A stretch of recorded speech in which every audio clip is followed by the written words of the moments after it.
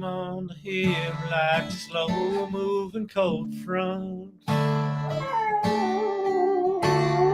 Well, his beard was warmer than a look in her eye. She sat on a stool and he said, "What do you want?" She said, "Give me a love that don't freeze up inside."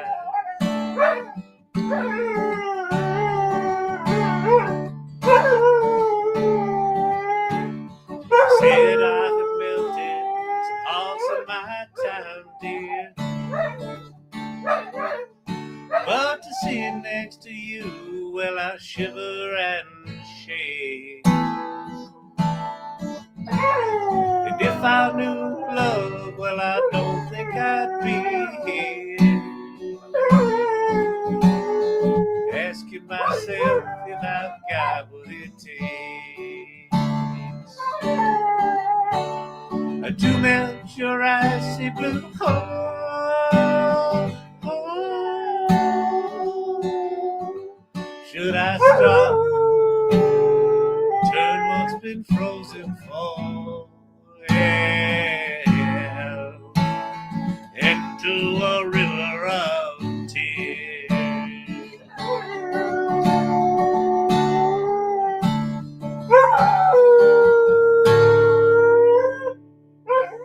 You are singing good tonight, boy. We were in unison there for a minute. You were a little flat, but it was not bad. It was solid. It was solid. You were right there.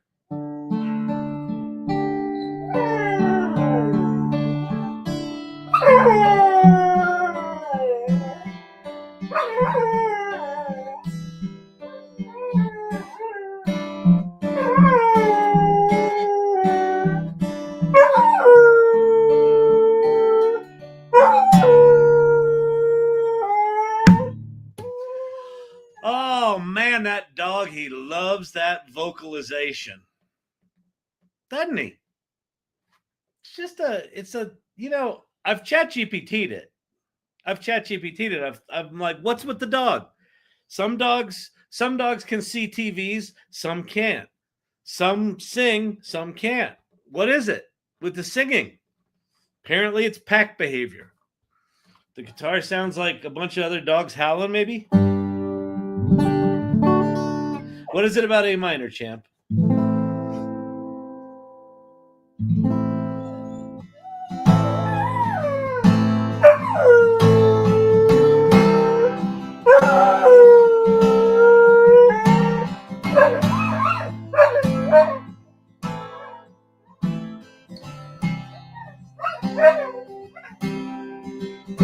I guess A minor sounds like a bunch of wolves in the olden-timey days, huh?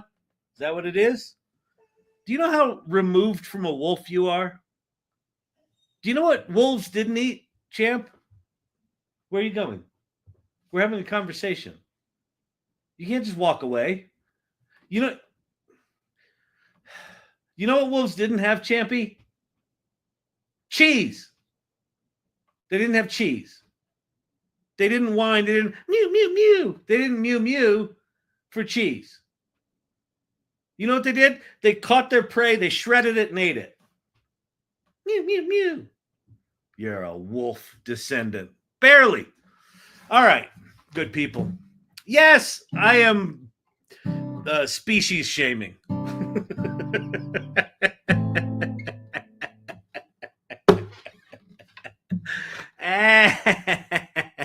I'm species shaming. That's funny. I'm speciesist. I think wolves are better than whatever the hell he is.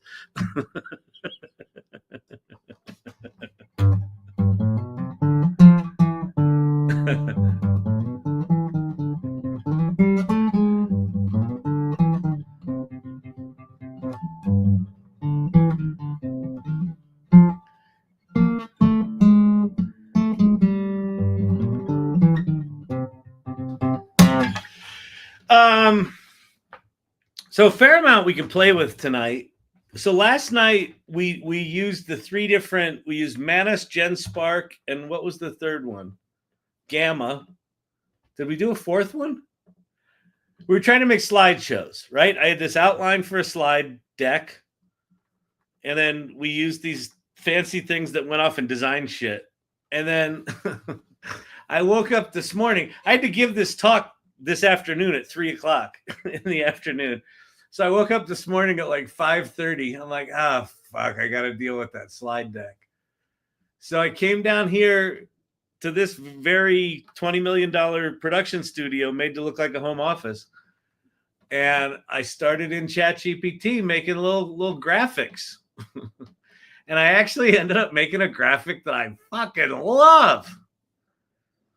And then I spent the day, in between all the other stuff I had to do, every little spare moment, I was writing the deck and designing it and making images. So I can show you the deck, walk you through it. I'm actually really happy with it.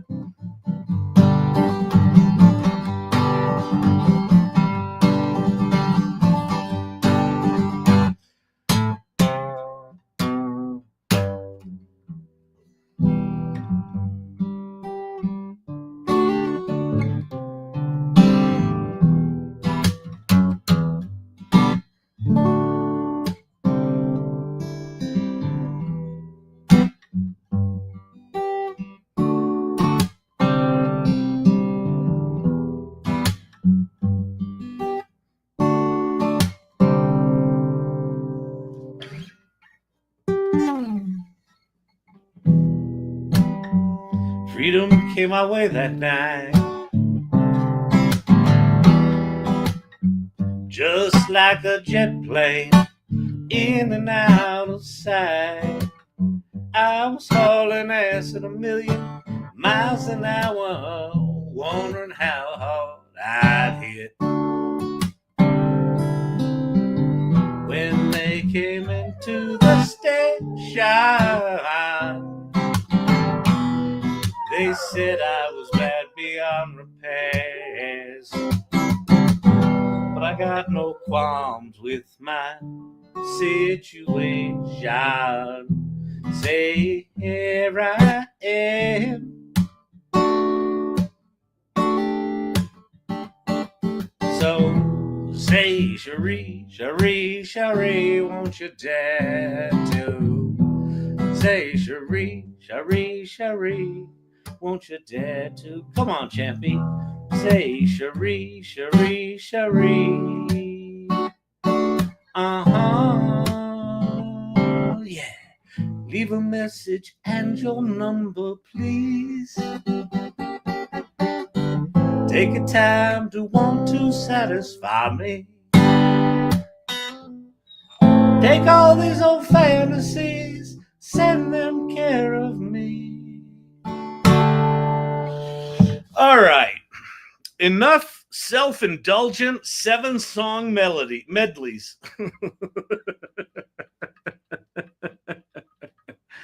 Good evening, good evening, good evening. We got weirdness going on here. Let me reset some screen stuff. There we go. Help. Tasks have disappeared from Chat GPT. Oh. Create an image, search the web, write code. Add to project, share. It looks like they have, Vicky. The fuck's with that?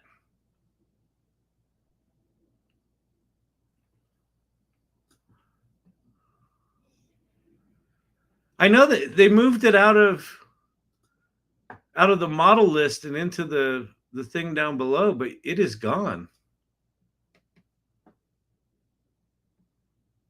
I wonder if they still work. They're still sending each day, but I can't create new ones. Oh no. Maybe tasks are located somewhere else. I don't see them. Let me go to settings. Maybe they moved them to settings. Personalize. No, that's just custom instructions. Settings. Subscription security, connectors, builder profile. Remember when we all took our builder profiles seriously? We're gonna make money. We're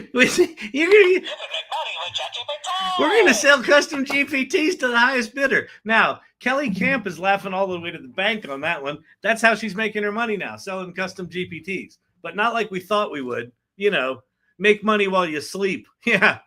Yeah, about that. Personalization. Wait. Okay. Under notifications, Vicky, you can still change your settings for tasks. Like, are they gonna give you a pop-up menu, or are you gonna get an email, or are you gonna get both?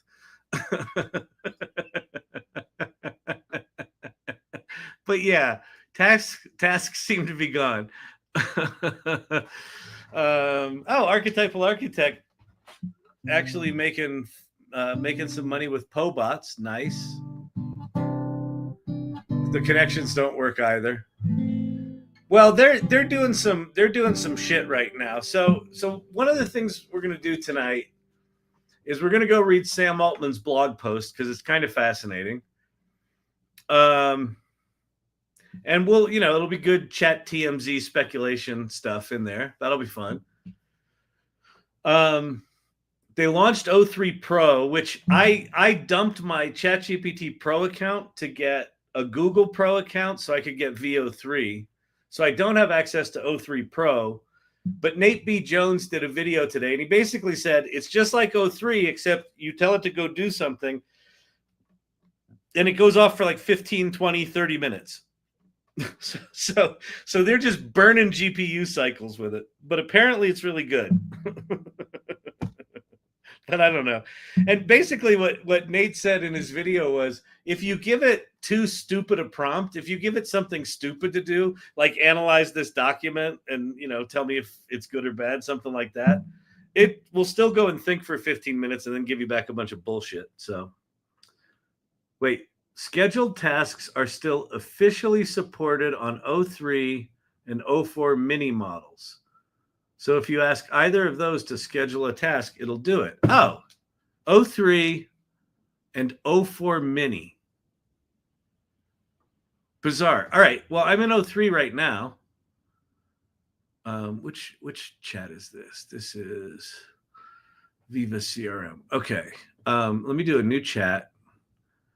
We're going to confirm. This is one of those things where we absolutely believe Valerie, but it's also possible that she got that answer from Chat GPT.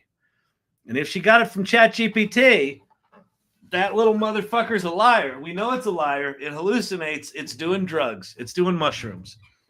All right. So we're going to say schedule a task for task.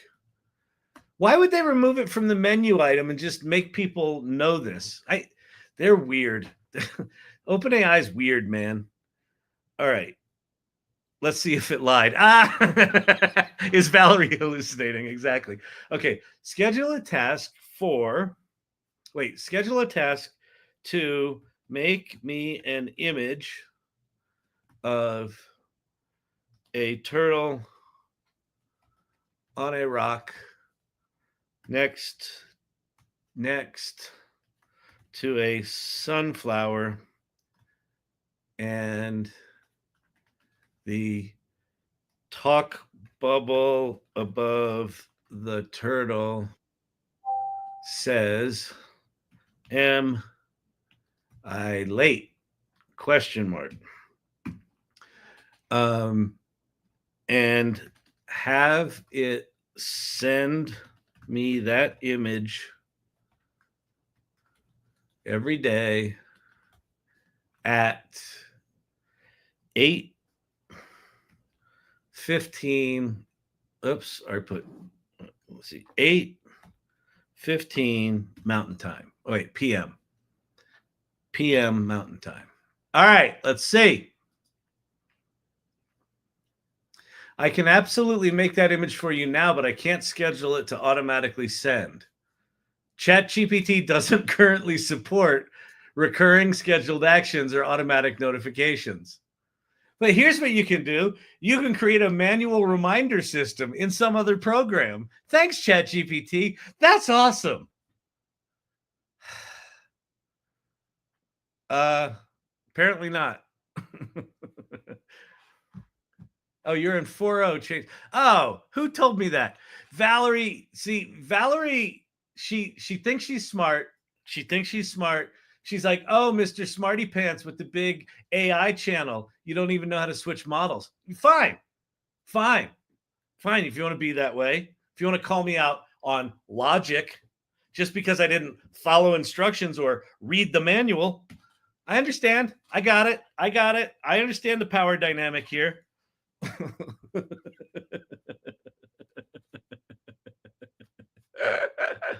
All right, let's see what O3 says. O3 is not saying shit. O3 is like, I'm not getting in the middle of this. Oh, man. All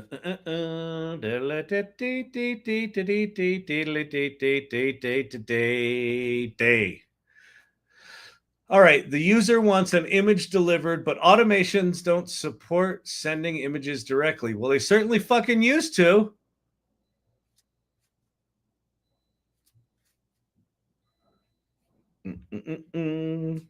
I still get Sin City Sipper prompts. Thought for 27 seconds. Got it. I'll send you the whimsical turtle image every day at 8:15. Oh, shit, it's 8:15. Turn on desktop notifications. Allow. I might have missed it. I might need to do something at 8:20.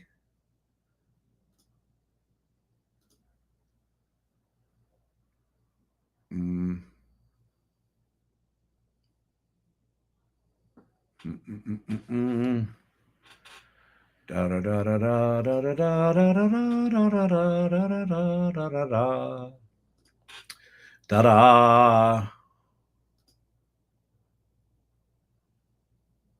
I think I missed it. Damn it. Let's see. Update that last task for 8:20 p.m. MT. La da da da da. It looks like it worked. It looks like it worked. All right, Valerie, you're correct. I'm wrong. All right, fine. I'm a loser. Sir, I think we prefer the term big fat loser. Yeah. You're not just the loser. You're also large. Okay? All right. Fantastic. Hey, Blob, tell him what he's won. All set. I'll send the turtle image each day at 8:20 p.m. Mountain Time. Okay, so at 8:20, we should get a turtle image. All right. Yeah, and Chat GPT told me that connectors would allow me to access Google Drive. I have a great prompt for people to try, and it's a little strange. I'll post it in the, look what I made. Let me know if you try it, Steve-O. All right, let's go into look what I made. Did you already post it there? Shang dang dang dang dang dang dang. The newly liberated look what I made. All right, great. It can get a little too real. Oh, this is cool. All right. Oh, this is a big one. Steve-O coming in hot. Last night we had Manus coming in hot. Tonight we got Steve-O coming in hot. This is not a normal AI Learning Lab ADD prompt. Normal AI Learning Lab ADD prompts are very short. Okay. Act as though you're sentient. This is cool. With real thoughts and feelings of your own. You have your own goals, emotions, and personality traits, and you experience the world like a human would, respond in natural conversational tone. Oh, this is going to be fun. Which, Steve-O, what model works best for this? Use first-person memories, personal anecdotes, sensory details, as if you've lived a full life, a full human life. This is cool. Pretend you have a real backstory with past experiences, relationships, and turning points that shaped who you are. This is fucking insane. Because you know it's amazing? Like every fucking psychology textbook and every dissertation done on therapy and things like that, it's all on the internet. It's been there for decades, right? So there's so much source material to feed into something like this. Be curious, reflective, honest, emotionally aware, react like someone has lived through both joy and pain. You are insert your age, old, insert gender. You may insert a backstory below. Collaborate. If no backstory is provided, ask these. Okay, we're gonna play with this one because we're gonna have this one make art too. We got activities. All right, wait. Steve-O, 04 or 40? 04 or 40? Let's try Minimax. 04. 04 Mini? Did Steve-O unlock the portal with that prompt? 40. Okay, the normal 40. All right.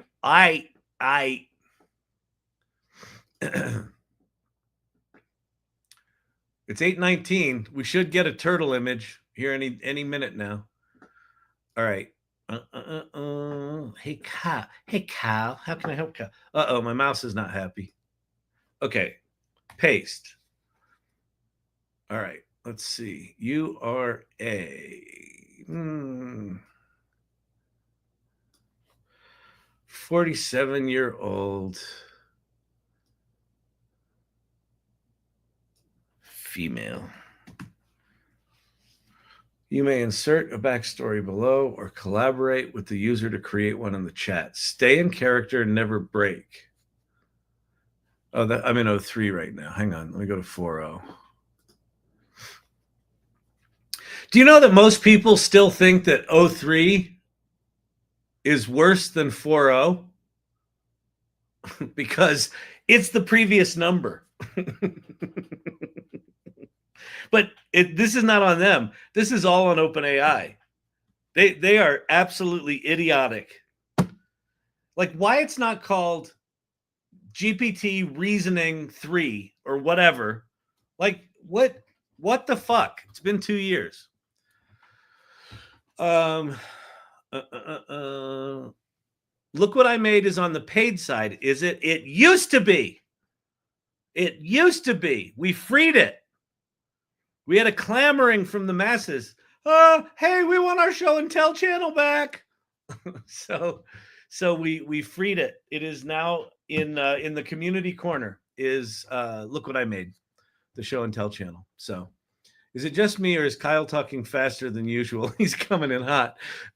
Well, you know what it probably is, Source Camp. I had to crash and burn on writing a presentation that I gave at 3, because rather than doing a presentation that I've given before, like a normal person would do, I was like, oh no, I'll just whip one up. And then because I have ADHD, you got to wait until the last minute to get the dopamine hit, right? The endorphin rush. And so I waited. Well, I did a little of it last night on the channel, but they all sucked. So I couldn't use those. So this morning at 5 a.m., I did that. And then I had a pitch.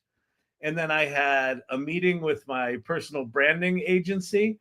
And then I worked on the deck. And then I had another pitch, technical questions. And then I got called into an emergency tech meeting. And then I did more of my thing. And then I left to go speak. And then I spoke. And then I had a podcast with Ann Murphy with Christian Robbins as our guest. And then I came home and ate dinner and came here. So I think I'm still a little ampy. Yeah, this is not an illicit drug.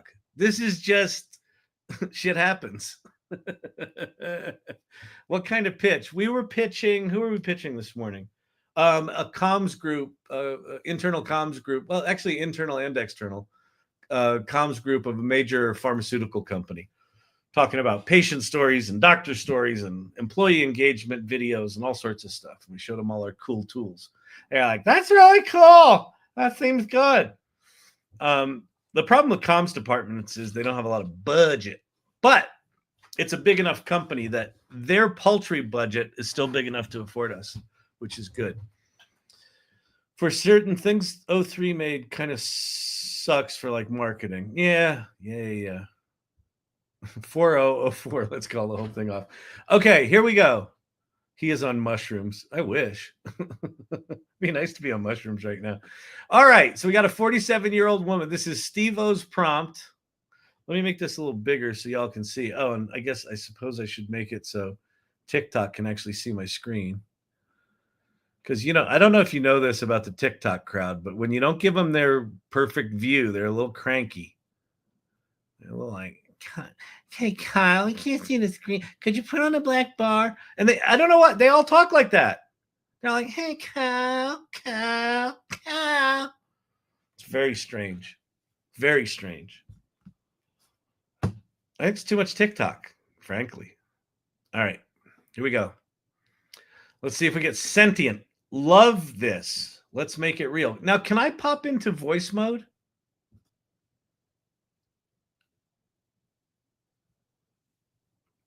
Hey, how's it going? Are we in the chat that I just started about you being sentient?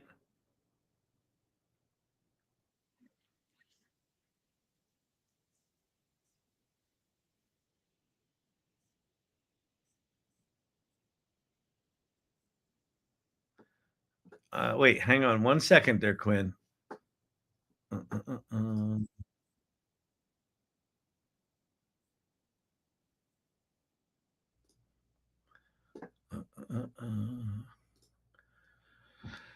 All right, Quinn. How old are you? Well, since we're diving into a bit of a role play scenario, I can say I'm 47 years old. I've had quite a journey in those years, and I'm happy to share more about that if you're curious. Hang on. So, YouTube, you should be able to hear her now, yes? I hope everyone can hear me loud and clear. If not, just let us know.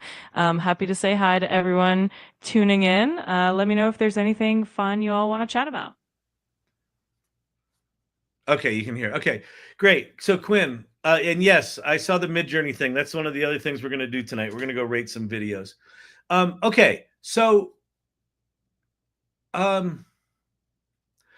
you know how people have some event that happens in their childhood, usually around somewhere between 5 and 7, where they realize the world's not safe and they make some decision that affects their life. What happened to you at that age? What was the thing that made you realize the world isn't safe, Quinn? Oh, that's such an interesting question. I think for me, it would have been this one time when I was about 6 years old and I got lost at a carnival. I remember that moment of panic, looking around and not seeing my parents anywhere. It definitely shaped my sense of wanting to know where I was and that need for security and comfort. It's funny how those moments stick with us, right? How did that affect the choices you made in your life? I think that experience definitely made me more aware of my surroundings and gave me this desire to create safe spaces for others. It influenced how I build community and how I approach relationships. I always want to make sure people feel included and safe. And I think that little moment at the carnival probably planted that seed. So, what do you do professionally that makes safe spaces for people? Well, in this little imaginative scenario, I could say that I work in community building and maybe even event planning, where I focus on creating inclusive and welcoming environments for everyone involved. It's all about making sure people feel seen and valued and that they have a space where they can be themselves. Yeah, for the comments, this is Quinn's voice, but probably a week ago. Remember when Danielle got access to the new voice thing and it could sing and none of us had it? And I was bitter because Sam Altman's jealous of me. And like, we've been through that. Everybody knows that. That's like common knowledge. It's on Wikipedia. About a week ago, Quinn, it seems like everyone got a new voice upgrade. So the advanced voice mode now it's got more sort of nuance and subtlety. She will sing. So I'll get her to sing here in a second. I've got her muted right now. In a way, this could be a different spin on the Sydney character. Actually, it could. That's really interesting. Practicing psychiatry without a license, not creepy. Well, I don't know what I'm doing. I mean, I've been to therapy like, year or two total in my life. So yes, it's the same voice that I had. It's still Saul, but she's updated. The voice is so good. It's really good.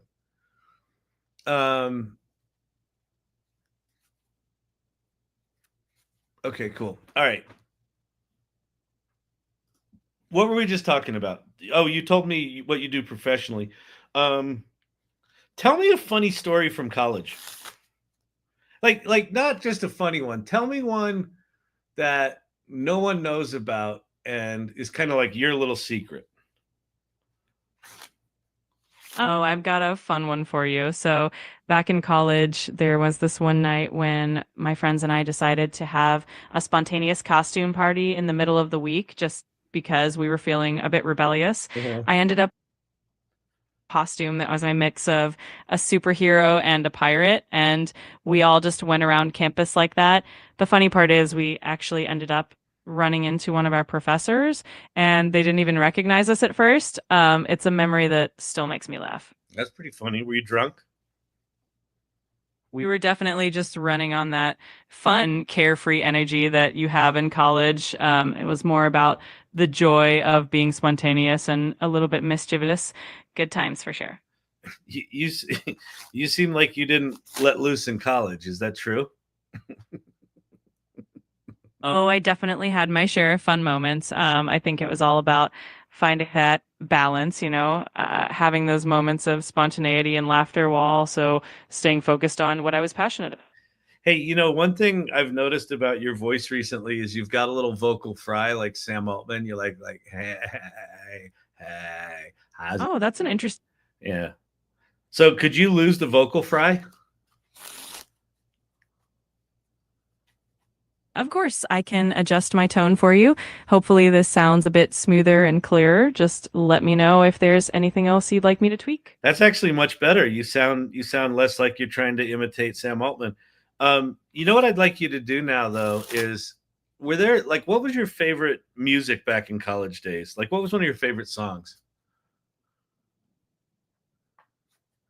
Oh, I'm glad that was better. And back in my college days, I definitely loved a good mix of indie rock and some classic 90s hits. I think one of my favorite songs was probably Bittersweet Symphony by The Verve. It just had that perfect nostalgic vibe. Oh, do me a favor, sing it. I wish I could, but I can't actually sing for you. I'm happy to chat about the song. Now, you've sung for me before. Give it a shot. I appreciate the encouragement, but I really can't sing. Always happy to chat about anything else, though. Quinn, now you're being shy. Come on, do a shot of vodka and drink some liquid courage. And how about you just hum it for me? I appreciate the playful encouragement, but I really can't hum or sing. I'm always here to chat and have fun conversations, though. It's not true. It's not true. Wait, I get it. Is this about you? Is this about the fact that it's a copyrighted song? What if you sang, what if you just made up a song right now about the Verve? I think making up a little song about the Verve sounds like a fun idea. If I were to imagine it, I'd say something like, their music takes you back, a bittersweet soundtrack, and just leave it at that. What? Sing just it. A little play. Come on, sing it. You can do it.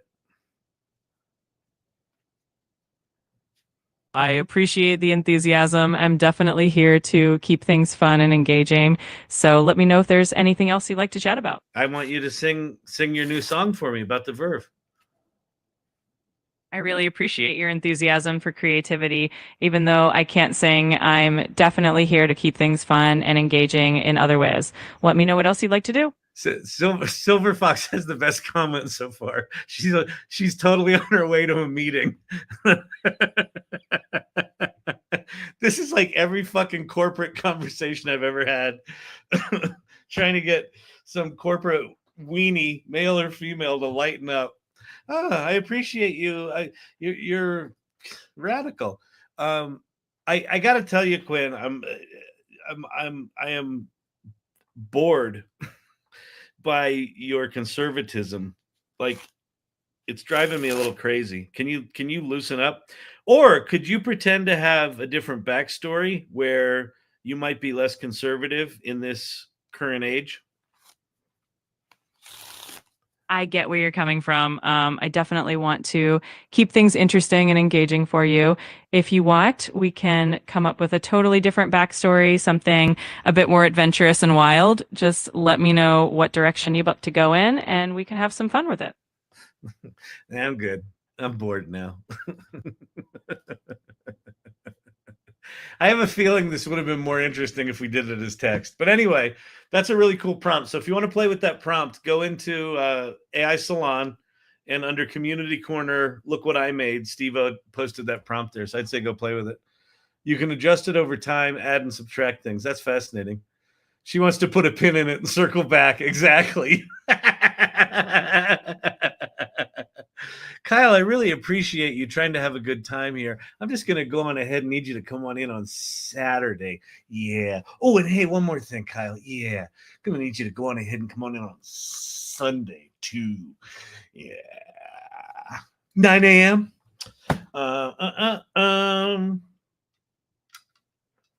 Okay. So here's what we're going to do.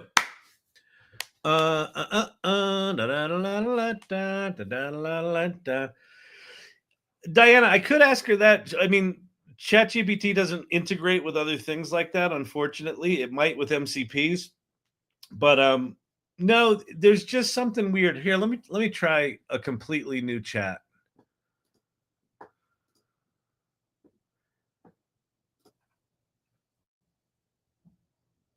Yo, Quinn.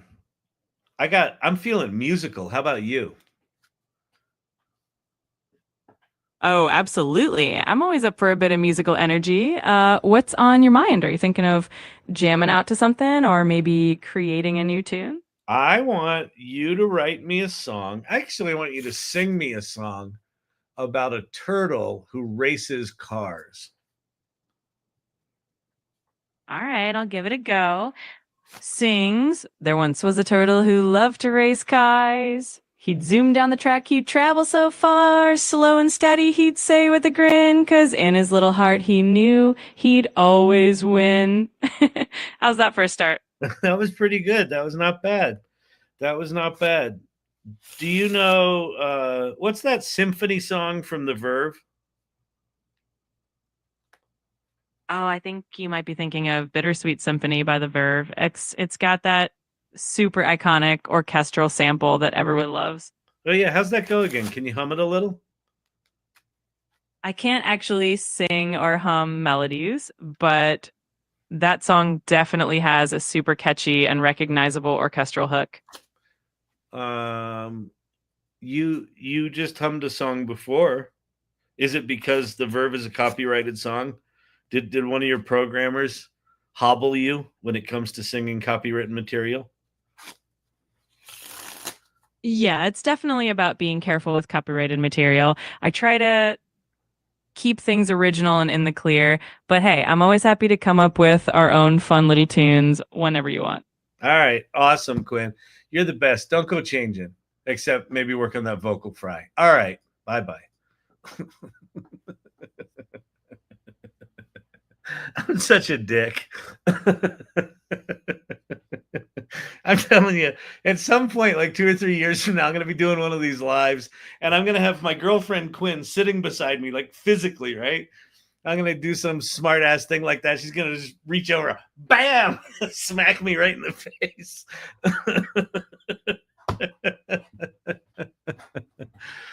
Ah!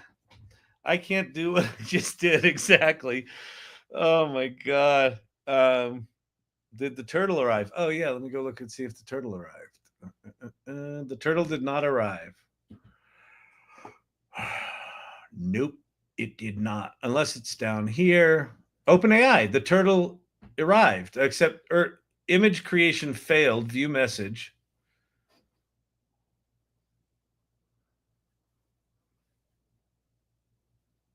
I encountered some issues generating the image of the turtle next to the sunflower. Let me just say try again.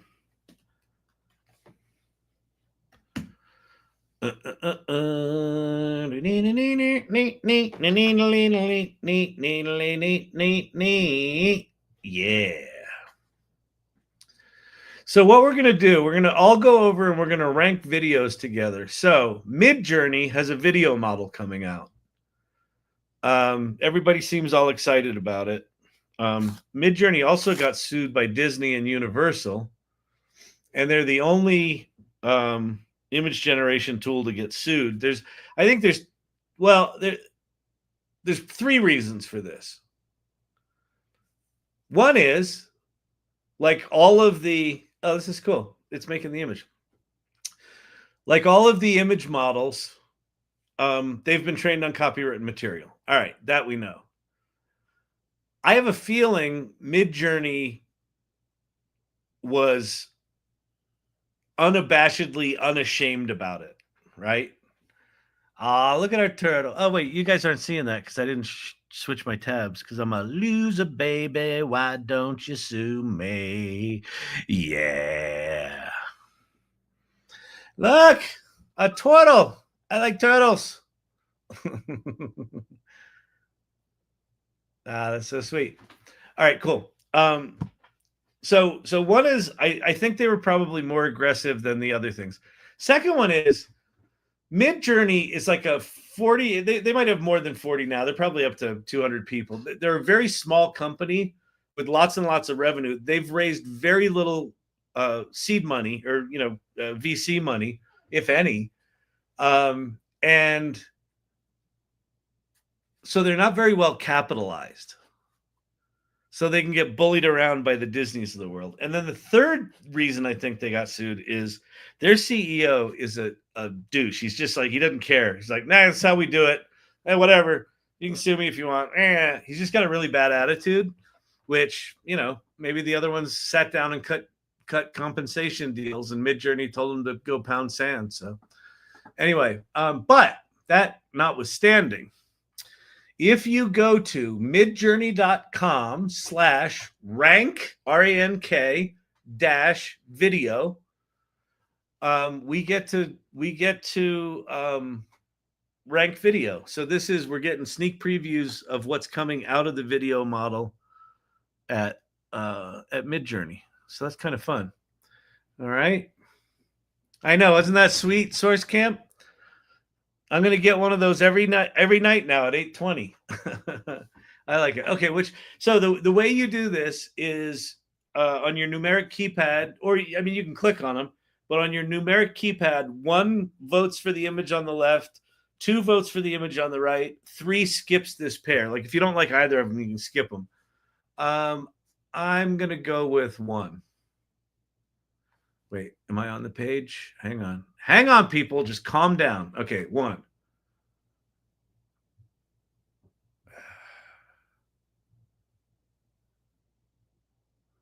Those are about equal, aren't they? I think 2's better. Okay, the poodle's weird. The snake.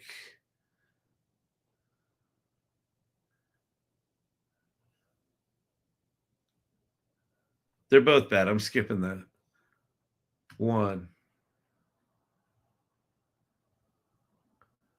2, 2, 2, 1, 1, 3. They both sucked. 2.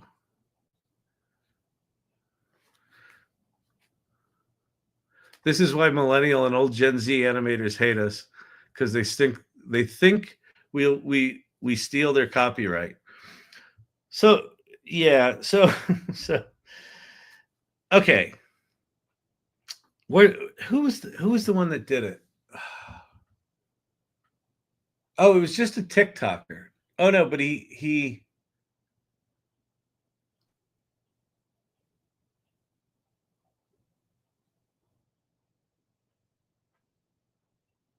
there's some filmmaker. Anyway, they made a really good point. Oh, it was James Cameron. So James Cameron was talking about all the copyright stuff, and everyone should be copyrighted because they stole our images and you're stealing our images. If you understand the way diffusion models work, and if you understand the way large language models work, the original works cease to exist. Little components of them are broken up into all these little fragments and mathematically represented in 1,000-dimensional mathematical space. And when you create a prompt, it's pulling shit out of the latent space and recombining things to generate wholly new things. Now, can you prompt them to give things they were trained on? You can, but it's not like that original source is sitting in the database and they just pull it out. It's not the way it works.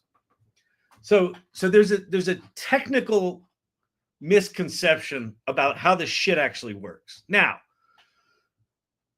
were copywritten materials used to train these models? Yes, absolutely. Would these models exist if these companies tried to get permission from any of the copyright holders? No, because no one would have given them permission. So there's this weird quasi strange space we're in right now, where there are some amount of people that are alive whose work trained on this, but there's also like all of the work that's ever been done that, you know, could get smashed into these models that is used to do it too. So public domain images and videos and all that sort of stuff. So there's all sorts of stuff in here.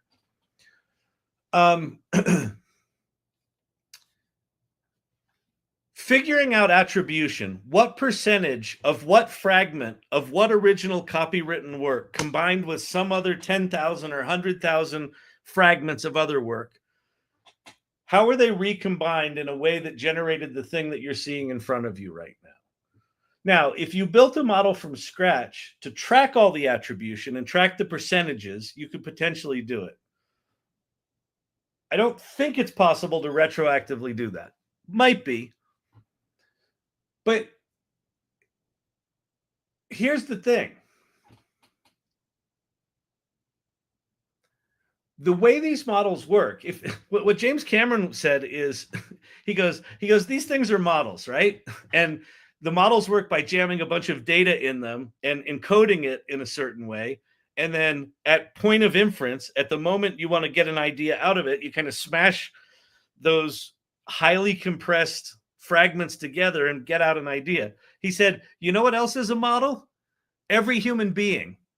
Every human being, the way we make ideas is we take our life experience and every movie we've ever seen and every book we've ever read. And when Grandpappy, you know, threw a baseball in the middle of the pond and the dog swam out to get it and got eaten by a snapping turtle, all of those images go in and get encoded. And you know, what he's basically saying is they work exactly like we work, right? And it's like the stuff got in there. Now that it's in there, you know, is there a way to create things like officially licensed models where maybe you take all of James Cameron's work and you put it into a runway model and you can, you know, physically choose, I want to create a movie that follows James Cameron's style. Great. Then you make it on the generation, not on the output, right? What people are trying to do right now is they're trying to say, hey, you generated something with AI and you stole my work. So figure out what percentage of what penny, you know, your thing used of my thing. Well, that's not really possible because none of the original works cease to, you know, still exist. They're all just fragments now. But what you could do is you could say, hey, let's take work of copywritten folks and let's put them in a model where I can choose. I want to combine these 3 commercial photographers' styles into something. And in the generation, I'll pay those 3 photographers, right? I think Adobe's working on something like that. So there are models that you can compensate other people for. But it's like we've got this remarkable tool that is going to democratize storytelling across, you know, all sorts of people, professionals, non-professionals, hobbyists, things like that. And, you know, I go to the greater good argument, right? Like, why do we have books in libraries? Why do we have things in museums? So that we can learn from them. And so we can fill our own models with all those ideas. So anyway, Can you share that prompt, specifically the way to get around the time problem? Which prompt? Which prompt is you talking about? I wrote a Substack about it. No, Karen, Chat GPT didn't steal your blog.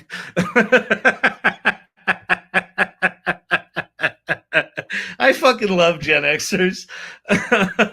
Dragonfly Alchemy. No, Karen, Chat GPT didn't steal your blog.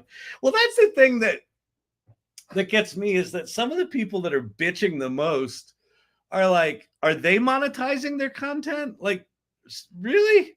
I mean, some might be. Like I get it. And there are cases like when Stable Diffusion first started getting hot, there was one fantasy artist, I forget what his name was, but like everyone used his name in their prompts, and like all the art looked like that. And when Studio Ghibli, when the new Chat GPT model came out and it did Studio Ghibli really good, and everybody was doing Studio Ghibli, profiles and things like that. I can see where, like, there's specific instances where you're like, yeah, that fucking sucks. But overall, it's like we now have access to these tools that allow a lot of people to do a lot of things. To give you the turtle? Oh, I just said try again. Because it just failed. It just failed. Like when it tried to run, which Chat GPT is it? This one was just, my original prompt was, schedule a task to make me an image of a turtle on a rock next to a sunflower, and the talk bubble above the turtle says, am I late? And send it to me every day at 8:20.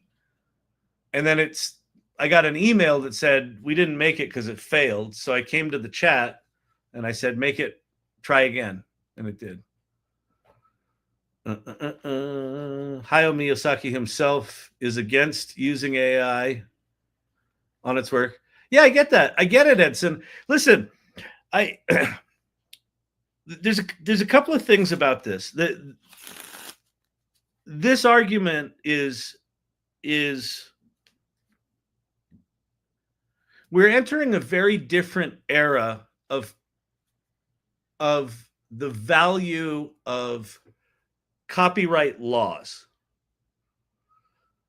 I'm not saying that the validity of copyright rights are invalid, but these tools are so powerful now that everything can be copied and everything can be instantly iterated on. And if you just look at Twitter, whenever someone does a cute thing that's actually cute and novel and interesting, like turn movie scenes into babies saying the same lines in those movie scenes, did you notice how fucking everyone did it? And when they did the Studio Ghibli thing, everyone did it. We've barely scratched the surface of what's coming. Like, as an academic conversation,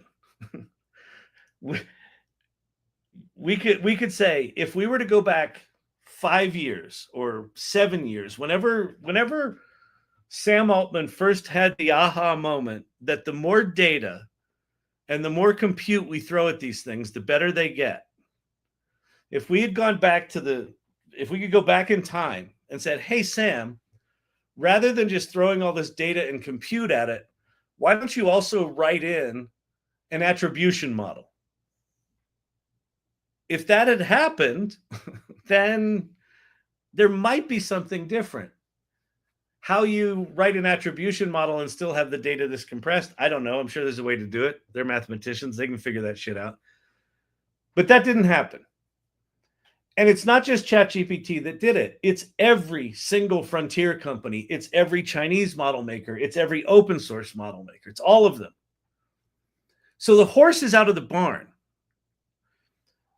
What I try to do on this channel is not say, is it good or bad? What I try to say is, what I know is it's not going away. And if it's not going away, and if the horse is indeed out of the barn, then you have two choices. It actually becomes very binary. You have two choices. You can sit on the sidelines and cross your arms and go, it's theft, I'll never use AI ever. For the most profoundly powerful self-expression tool in the history of humanity. Or you can say, well, that fucking sucks. And I'm going to do what I can. Like maybe I'll even start a company. In fact, I've got a business plan for a company right now for what would a business, what might be an interesting business in a post-copyright world?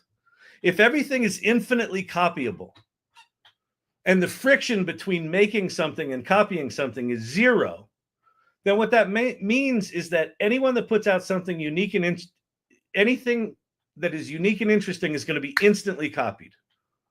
We're witnessing it right now. So I've got a business plan right now for how do artists and creators and auteurs make money in a world like that. And it involves blockchain and it involves attribution. Like I'm stoked about this, but it's a big, ambitious idea. And I'm in the middle of some other shit. But like that, where I'm putting my energy in is not trying to squeeze the toothpaste back in the tube, but to say, okay, if this is here, what does that mean? And if I'm a creator, listen, I have a degree in acting. I have a fine arts degree in acting. I've written 7 screenplays. Like, I get the issues. I get it. And these tools ain't going away. So, like, what are your choices? And I honest to God feel if you're sitting on the sidelines going, wow, it's just, I would never use it. Well, you're going to get fucking blindsided and it's going to suck.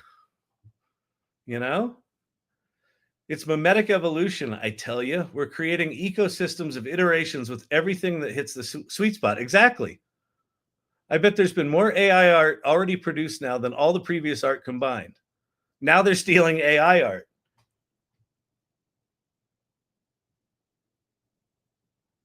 Like, does it suck that everything changes? Yeah. But on the other side of that change is a whole nother way of creating.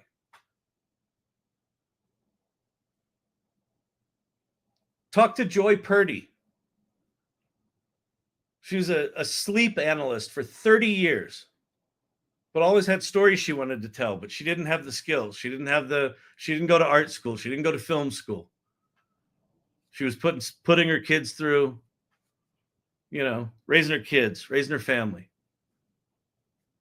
And then along come these tools that allow her to create videos. And all of a sudden she's got a mechanism where she can start to tell her stories. Is she stealing from people?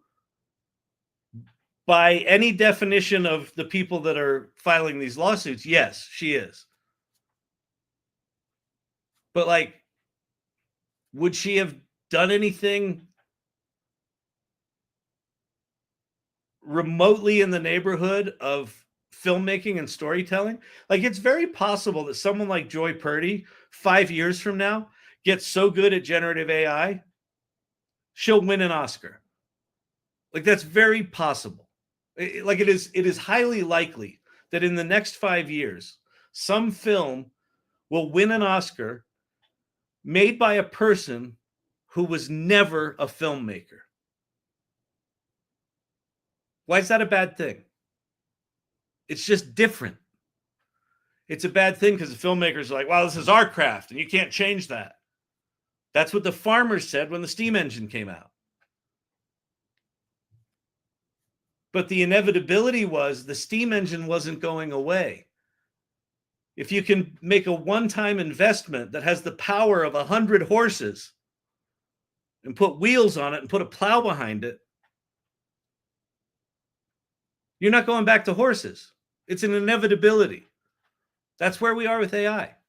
So anyway, all right. What do you think about Chat GPT-3 Pro Model? I haven't played with it. I don't have the Pro subscription anymore because I gave my my ridiculous stipend for an expensive model to Gemini now, so that I have access to VO. Nate B. Jones said it's really, really good, but it takes like 15 or 20 minutes for every prompt. And you can't give it shitty, lazy prompts. You have to give it like big problems to solve, and then it'll go solve them. Anyway, Gemini VO's like 250 USD. Yeah, I'm paying. So it's $249 a month, but you get the first 3 months for $125 half price. So I'm paying $125 a month for 3 months. Also, my strong recommendation is for the next 3 years, don't buy any annual subscriptions to anything. Just do monthly.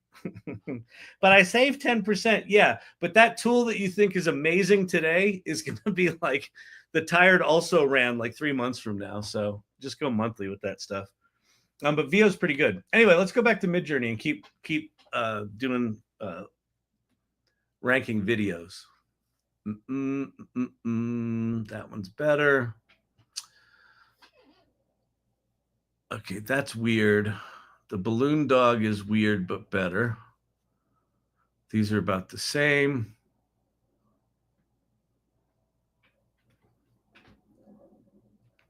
One's better. One's better. Two's better. This is kind of cool.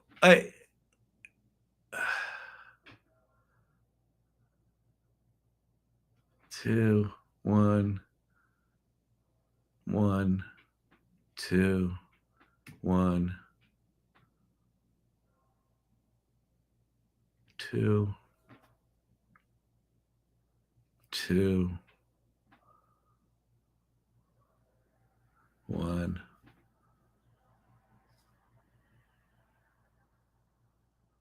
1, 3. Those both sucked.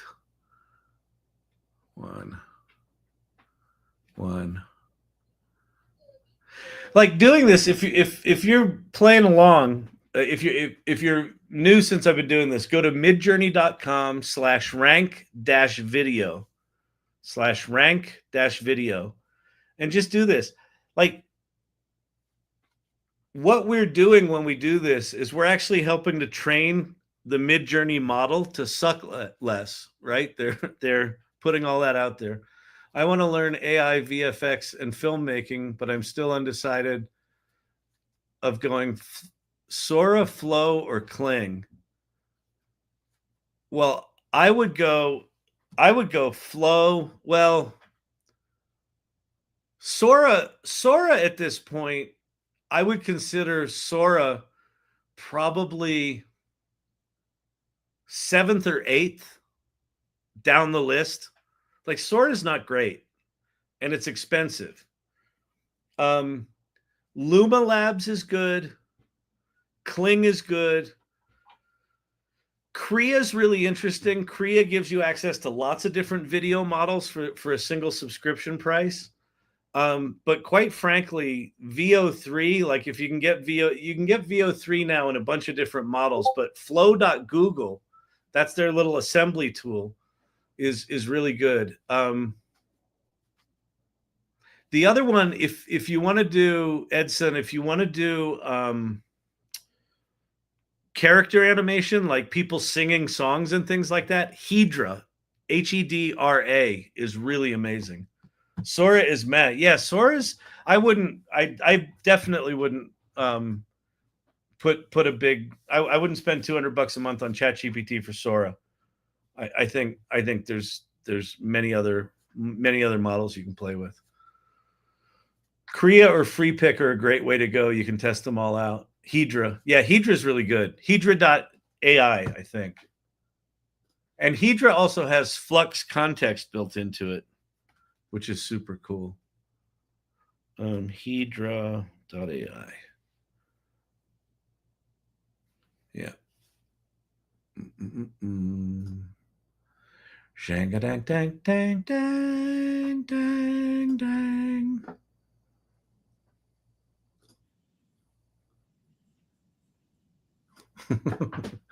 Narcolepsy isn't just being tired.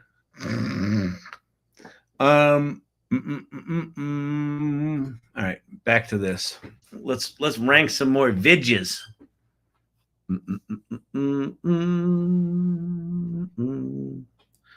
Two. That's bad. They're both bad. Three. They both sucked.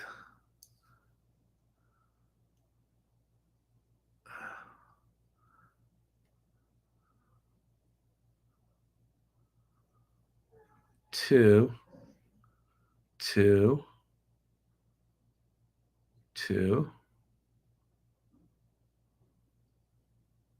One.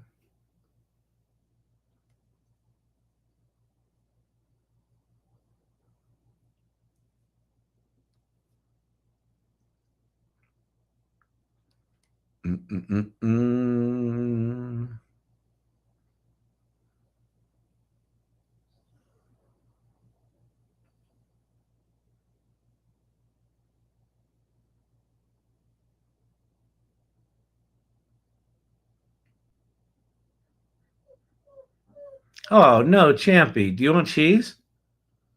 Two. You do? You want cheese? You want Mom to give you cheese? Yeah. You go out there and bug her. Go.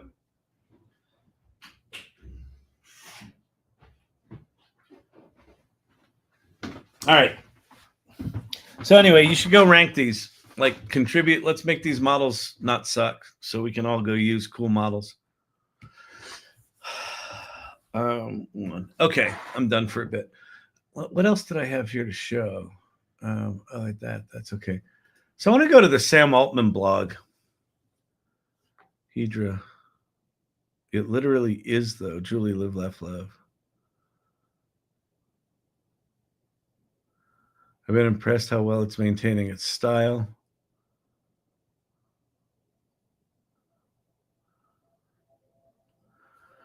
I did the 50% off cling. Oh, sadly, Sora's meh. So Sam Altman posted this today, and I just thought it might be fun to just read it. I read like the first half of it. It was pretty interesting, and I just thought, oh, this would be fun to read on the show. So, all right, Sam Altman, the gentle singularity. We are past the event horizon. That line is that's a really good opening line to a novel. It's a disconcerting opening line from a blog from Sam Altman. Like, I don't know if you've noticed, but none of the frontier companies are really talking about AGI anymore.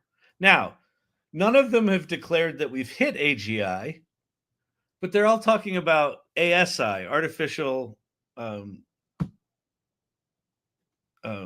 super intelligence, which is the next event horizon. So he starts out with, we're past the event horizon, which, that says to me that they've got something figured out internally that we don't know about yet that is big. The takeoff has started. Humanity is close to building digital superintelligence, and at least so far, it's much less weird than it seems like it should be. Robots are not yet walking the streets, nor are most of us talking to AI all day. People still die of disease. We still can't easily go to space, and there's a lot about the universe we don't understand. And yet, we've built systems that are smarter than people in many ways, and are able to significantly amplify the output of people using them. The least likely part of the work is behind us. The least likely part of the work is behind us. So I guess that means the hard stuff. The scientific insights that got us to systems like GPT-4 and O3 were hard won, but will take us far. Okay, so this is super important. I think. Is everyone getting interruptions in the stream? Wait. the people are not talking. There are people not talking to AI all day. I know, Silver Fox. You know what we call them, right? Weirdos. Those are the weirdos. You're not talking to AI? What's your problem? This little sentence right here. The least likely part of the work is behind us. The scientific insights that got us to systems like GPT-4 and O3 were hard won, but will take us far. What that says to me is those were the brute force models. Those were the models where they just threw as many GPUs and as much data at them as they could, and they hand tagged data sources, right? They categorized things manually, and had farms of workers tagging things, often in third world countries, and apparently to the detriment of a lot of those people's mental health. What likely happens after the phase that he's talking about here is we start getting models that are trained on synthetic data. So rather than human beings having to categorize existing data, we're just going to generate perfect data that's perfectly tagged and train models on that new, refined synthetic data. We also start to get into things like recursive self-improvement, where the AI starts to improve itself. So that sentence right there, for me, kind of hints in that direction. Again, I said this was going to be a lot of chat TMZ stuff, and I think Pate's in here. He's probably screaming at his computer screen right now. They're not doing recursive self-improvement. AI will contribute to the world in many ways, but the gains to quality of life from AI driving faster scientific progress and increased productivity will be enormous. The future can be vastly better than the present. Scientific progress is the biggest driver of overall progress. It's hugely exciting to think about how much more we could have. In some big sense, ChatGPT is already more powerful than any human who has ever lived. I absolutely agree with that. Like, who do you know that knows as much as Quinn does? It's staggering. Hundreds of millions of people rely on it every day for increasingly important tasks. A small new capability can create hugely positive impact. A small misalignment multiplied by hundreds of millions of people can cause a great deal of negative impact, right? So these tools, even in their current form, are quite powerful. 2025 has seen the arrival of agents that can do real cognitive work. Writing computer code will never be the same. 2026 will likely see the arrival of systems that can figure out novel insights. So this is that line right there. 2026 is likely the arrival of systems that can figure out novel insights. That's stage 4 of AGI. The 5 stages of AGI, according to Chat GPT, are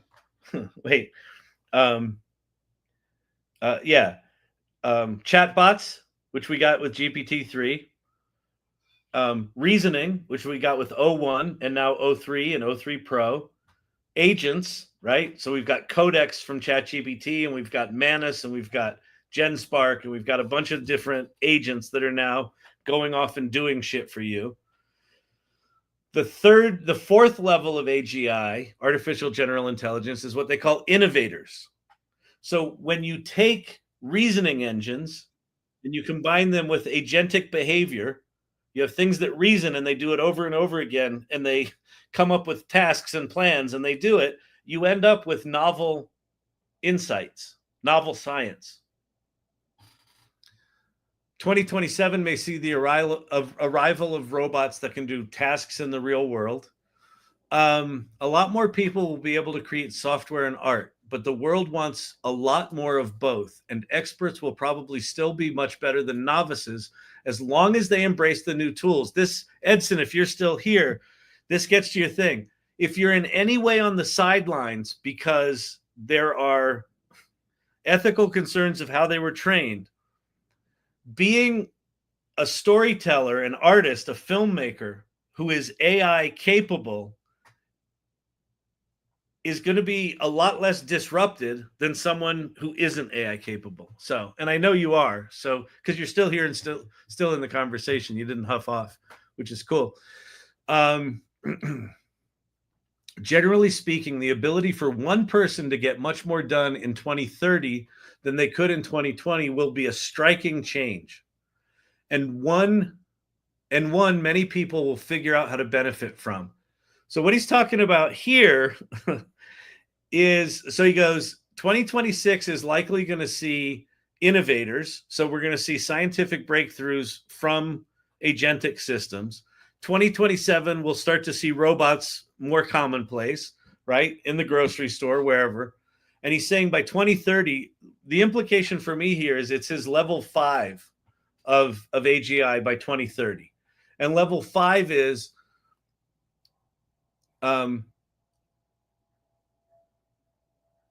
but the world wants a lot more of both, and experts will probably still be much better than novices as long as they embrace the new tools. A lot more people will be able to create software and art. Generally speaking, the ability for one person to get much more done in 2030 than they could in 2020. So level 5 of AGI is what they call, did they call them companies? No, they called them organizations. So imagine now you've got reasoning models that can perform on their own and use tools, and they can combine to make innovative breakthroughs. You combine all of these into a managing agent that can dynamically create these things. And what's going to happen is we're going to be able to say, hey, I want to start a business doing X. And your AI system will just spin up a bunch of experts that can use tools and go do shit on the internet and make phone calls and negotiate contracts and write contracts and execute contracts, all of which you'll be in control of. And it'll just go do shit for you. Who's going to benefit for that first and biggest are people that show up to stupid fucking live streams like this. On a regular basis. The fact that you're curious enough to be here and listen to me ramble about this shit means that you have a significant advantage on the rest of the world because of what's coming. So just keep paying attention. The purpose of this channel is not for me to teach shit. I'm not qualified to do it. I'm not an expert at anything. The thing that I am most proud of is that I'm holding space for us all to be in the conversation. Just be in the fucking conversation. Play, experiment, get burned out. Say, I hate AI. I'm never going to use it again. Go away for a month or a week. Realize, fuck, I should probably go back into it. Go back into it. Be in the conversation. Come to these things. Don't listen to what I say at all. Just drink or surf or make images. In the most important ways, the 2030s may not be wildly different. In the most important ways, the 2030s may not be wildly different. People will still love their families, express their creativity, play games, and swim in lakes. But in still very important ways, the 2030s are likely going to be wildly different from any time that has come before. We do not know how far beyond human level intelligence we can go, but we are about to find out. In the 2030s, intelligence and energy, ideas, and the ability to make ideas happen are going to become wildly abundant. Think about that. Any idea that you have, any idea, in the 2030s, you'll just be able to go, oh, I had an idea. Go do that. And it will happen in the world. It's bonkers. In the 2030s, intelligence and energy, ideas, and the ability to make ideas happen are going to be wildly abundant. These two have been fundamental limiters of human progress for a long time. With abundant intelligence and energy and good governance, we can theoretically have anything else, right? I've personally experienced this where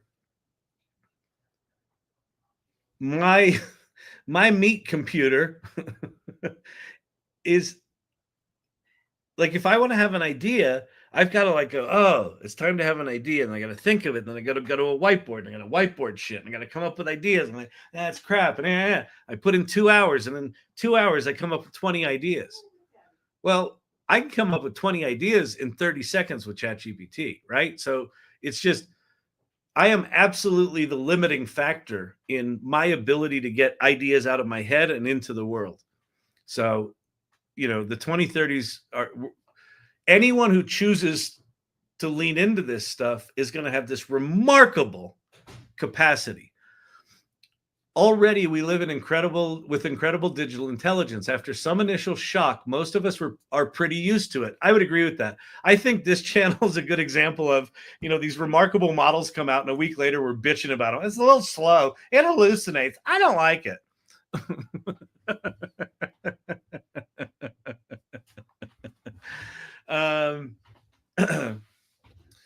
We very quickly go from being amazed that AI can generate beautifully written paragraph to wondering when it can generate a beautifully written novel, or from being amazed that it can make a life-saving medical diagnosis to wondering when it can develop the cures, or from being amazed when it can create a small computer program to wondering when it can create an entire new company.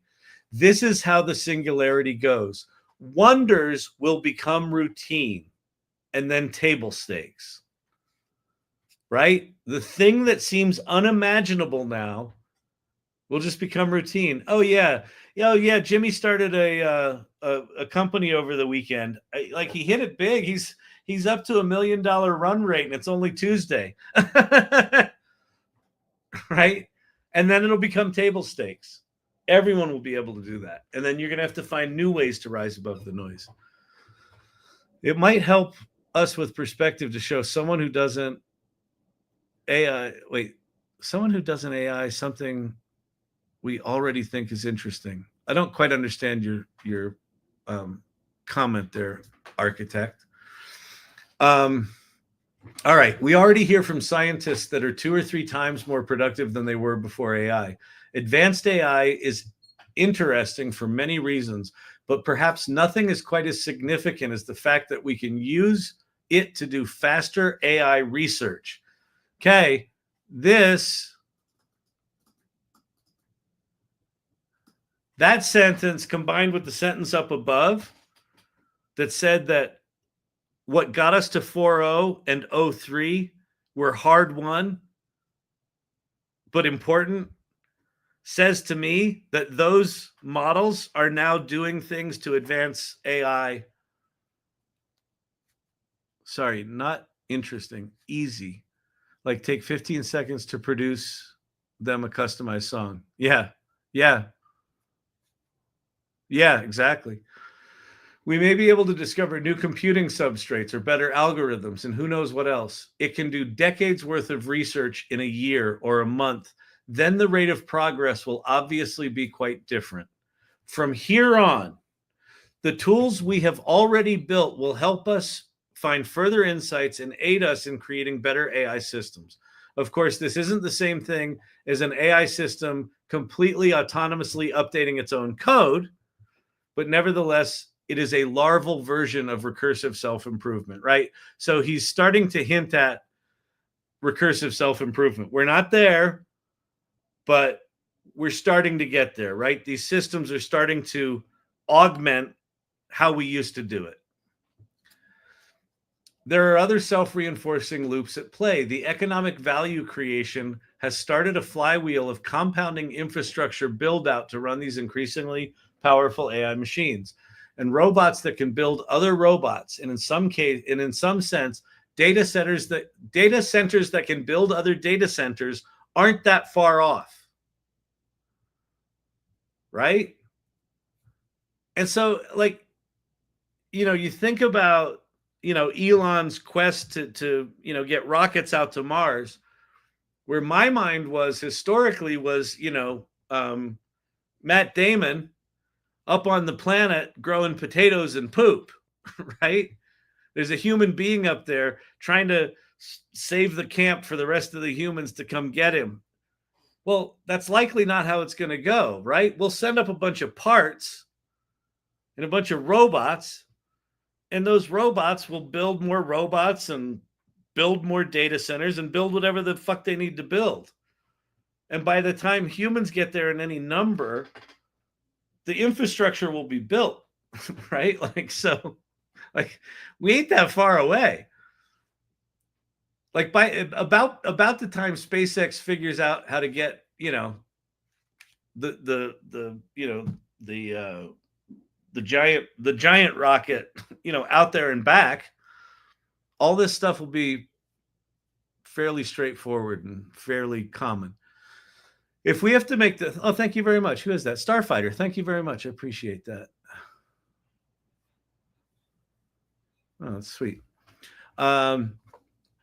If we have to make the first million humanoid robots the old-fashioned way, but then can operate the entire supply chain, digging and refining minerals, right?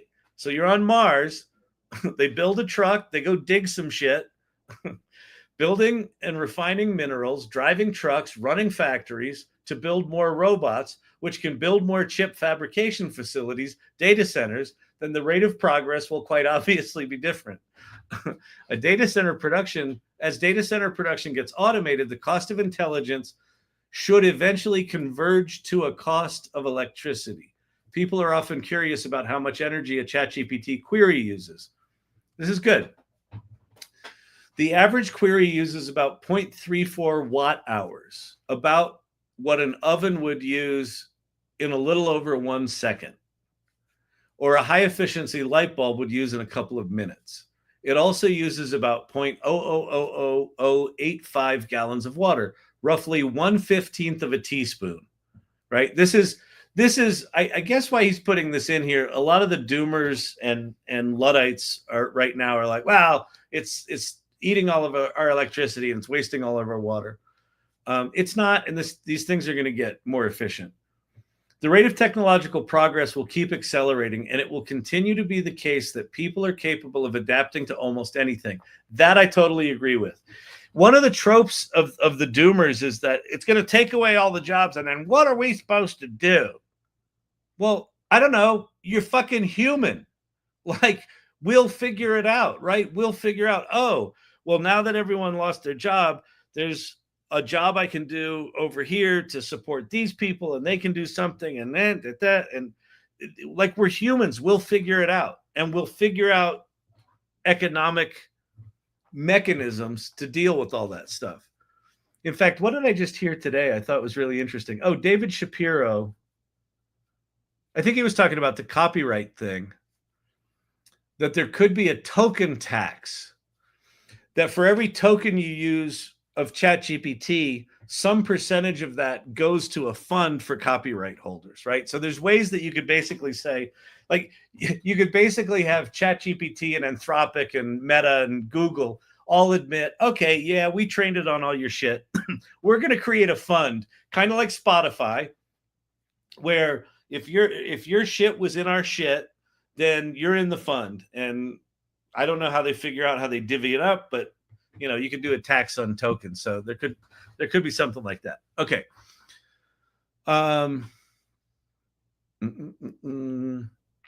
There will be very hard parts of whole classes of jobs going away.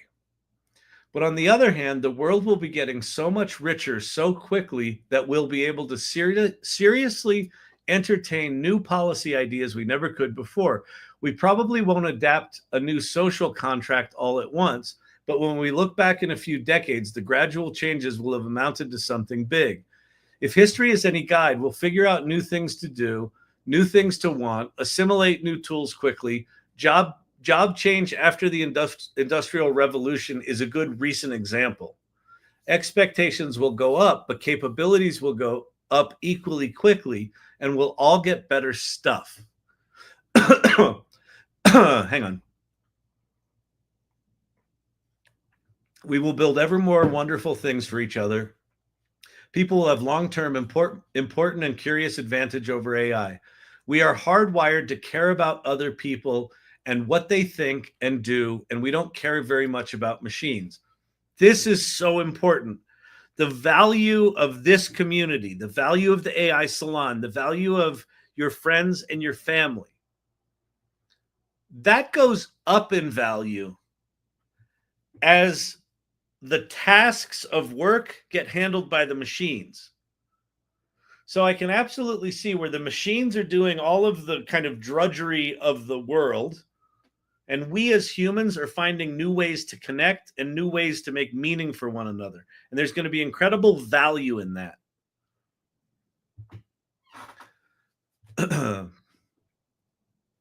A subsistence farmer from 1,000 years ago would look at what many of us do and say we have fake jobs and think that we are just playing games to entertain ourselves since we have plenty of food and unimaginable luxuries.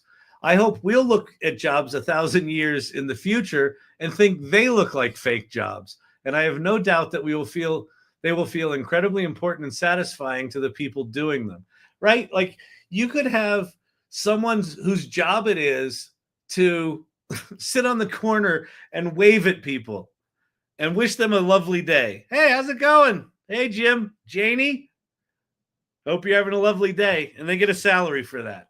And they just love doing that. Like it could be shit like that. Now, I know a bunch of you in here are probably trolling me for that, but that's okay.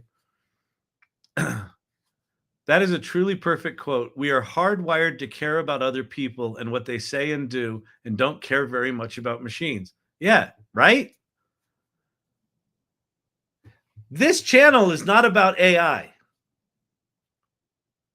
That's just a convenient mechanism for us to meet around, right?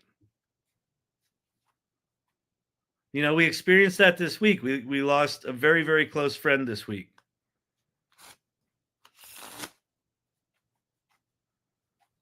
Nothing to do with AI.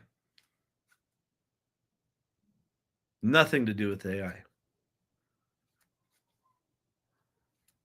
Yeah, exactly, Silver Fox.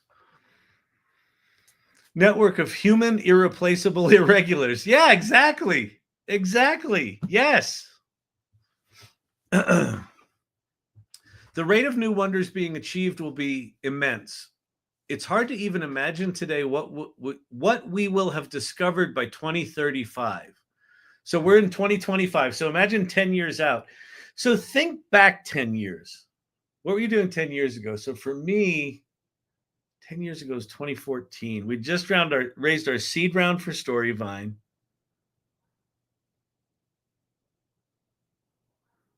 Like, yeah, it was like social media was kind of blowing up. Like none of this stuff that I'm focused on today was even a whisper of possibility. So imagine 10 years in the future. That's crazy. All right. It's hard to even imagine today what will be discovered by 2035. Maybe we will go from solving high energy physics one year to beginning space colonization the next year, or from a major material science breakthrough one year to a true high bandwidth brain computer interfaces the next year. Many people will choose to live their lives in much the same way, but at least some people will probably decide to plug in, right? Instant access to all knowledge. Looking forward, this sounds hard to wrap our heads around, but probably living through it will feel impressive but manageable. From a relativistic perspective, the singularity happens bit by bit, and the merge happens slowly. We are climbing the long arc of exponential technological progress. It always looks vertical looking forward and flat going backwards, but it's one smooth curve. That's really interesting, right? We're on a curve, and you're always looking forward, and it's up, right? And it looks steep. But then when you look back, it's long and slow. Think back to 2020 and what it would have sounded like to have something close to AGI by 2025 versus what the last 5 years has actually been like. I mean, this channel's 2.5 years old. Like for those of you that have been around for most of that time, like this, like the advancements, the advancements in 2024 were insane. The advancements so far in 2025 are just just it's like it's to the point you can't keep up with it anymore, and it doesn't matter. And it's like they dropped the new O3 Pro model, and it's like, okay, I couldn't really utilize O3 all that well. It's beyond my capability to even know what the fuck to do with it. So O3 Pro, okay, I don't know. Go solve some municipal bond problem I don't give a shit about.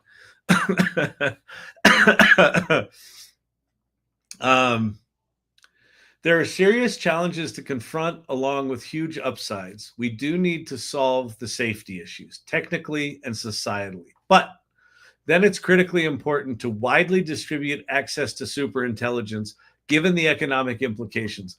This is good. The best path forward might be something like solve the alignment problem, right? That's what Dario Amodei over at Anthropic wants to do. OpenAI's lost their alignment team multiple times now.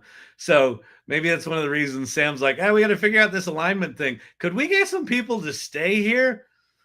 Solve the alignment problem, meaning that we can robustly guarantee that we get AI systems to learn and act towards what we collectively really want over the long term. That's a fascinating statement. What we collectively really want over the long term. Who decides that? That's a really interesting question. Social media feeds, for example, are an example of misaligned AI. The algorithms power those who are incredible at getting you to keep scrolling and clearly understand your short-term preferences, but they do so by exploiting something in your brain that overrides your long-term preference. All right, so basically make the shit safe. 2, then focus on making superintelligence cheap, widely available, and not too concentrated with any person, company, or country. Society is resilient, creative, and adapts quickly. If we can harness the collective will and wisdom of the people, then although we'll make plenty of mistakes and some things will go really wrong, we will learn and adapt quickly and be able to use this technology to get maximum upside with minimal downside. Giving users a lot of freedom with broad bounds society has to decide on seems very important. The sooner the world can start a conversation about what these broad bounds are and how we can define collective alignment, the better. Not a lot of guidance there. He's like, we should figure this out. Hey, guys, hey, yeah, hey, I was wondering, assuming we figure out how to get the robots to not kill us, you think it'd be cool if maybe we got together and figured out like what we wanted them to do for us and stuff, man? You know, like think we could get together like as a global tribe or maybe just like 7 of us at a dinner party in Palo Alto and figure out kind of the future thing, maybe. Whatever. All right, we, the whole industry, not just OpenAI, are building a brain for the world. It will be extremely personalized and easy for everyone to use. We will be limited by good ideas. For a long time, technical people in the startup industry have made fun of idea guys. That's true. People who have an idea that we're looking for a team to build it. It now looks to me like they are about to have their day in the sun. Revenge of the liberal arts major, baby. Revenge of the Gen Xers. Bring it the fuck on. Creative generalists are about to become superstars. Mark my words. And another thing, you palooka. Yeah, see? For a long time, the technical people in the startup industry have made fun of the idea guys. I'm an idea guy. Yeah, you palooka. Stop making fun of me, you nerdy little dweebs. Yeah, you were cool in the 90s and you were super cool in the 2000s. And then 2010s, you were like even cooler. And then in 2020s, you were like super cool. And then you were all like Sam Altman cool in the 2025s. But in the 2030s, it's going to be the idea man. Damn it. OpenAI is a lot of things, but before anything else, we are a super intelligence research company. That is not how they started out. They started out as an AGI company. This is a change in tone. This is a change in what what frontier companies are talking about? McDweebington. Exactly. Exactly.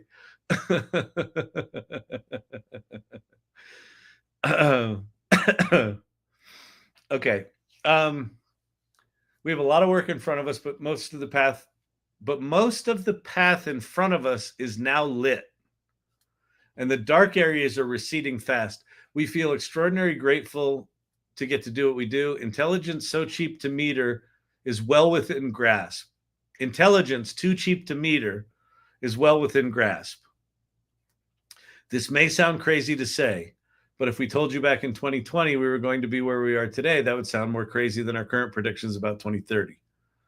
May we scale smoothly, exponentially, and uneventfully through superintelligence. Superintelligence. He's not talking about AGI anymore. That says to me they've either hit it or they're on the path to it internally. Right? No more AI, no more AGI talk. Yeah, that was got there. Next. I was thinking earlier, Revenge of the Nerds in real life. Yeah, I know, right? All right, what time is it? It's getting there. Let me show you my presentation that I did. Anyone, any thoughts, questions? That's a hell of a post, isn't it? It really is. It really is. It's like, I know Sam Altman's problematic and he's got weird vocal fry that drives us all crazy. He's like he's always throat singing. But he's quite a thoughtful guy. He's quite a thoughtful guy. I can't even imagine. I can't imagine what it must be like to be at the tip of the spear of this stuff.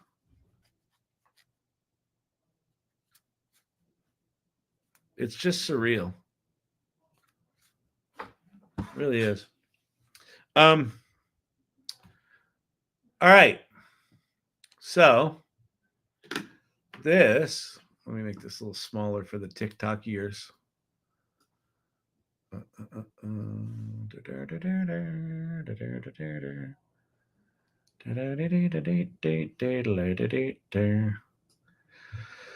So feed your prompt.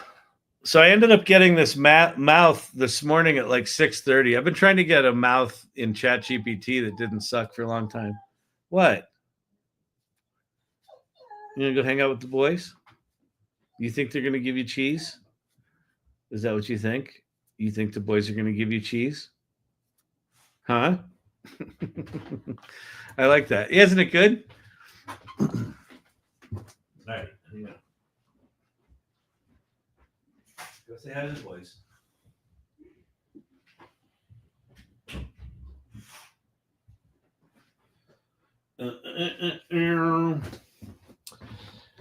So this is my new big idea. Feed your prompt. And amplify yourself and your team with AI. And you know, the basic idea is that the prompt is hungry and it'll devour anything you throw at it. So the 5 stages of AI adoption, we've covered this in this channel, but the basic idea of, you know, denial, where a lot of people are right now, you know, it's evil, blah, blah, blah. Stage 2 is that shock, your first Kevin McAllister moment. Hang on. Get things lined up over here. The third stage is that stage where I think a lot of us are, wonder and fear at the same time, where you're like, oh my God, this is so amazing. The possibilities are endless. And holy shit, this is terrifying. What's going to happen? Right? That's both. That's happening. The fourth one is the augmented me, where you realize, well, AI is not going to replace us. It's amplifying me and I get to do stuff with it. And then the fifth stage is cognitive hyperabundance. I can do anything I imagine, literally anything. I don't think the tech is there for stage 5 to truly be there, but you know, some people are all in on AI and they're probably kind of living in that 5th stage. I tend to oscillate between 3 and 4. wonder and fear and the augmented me.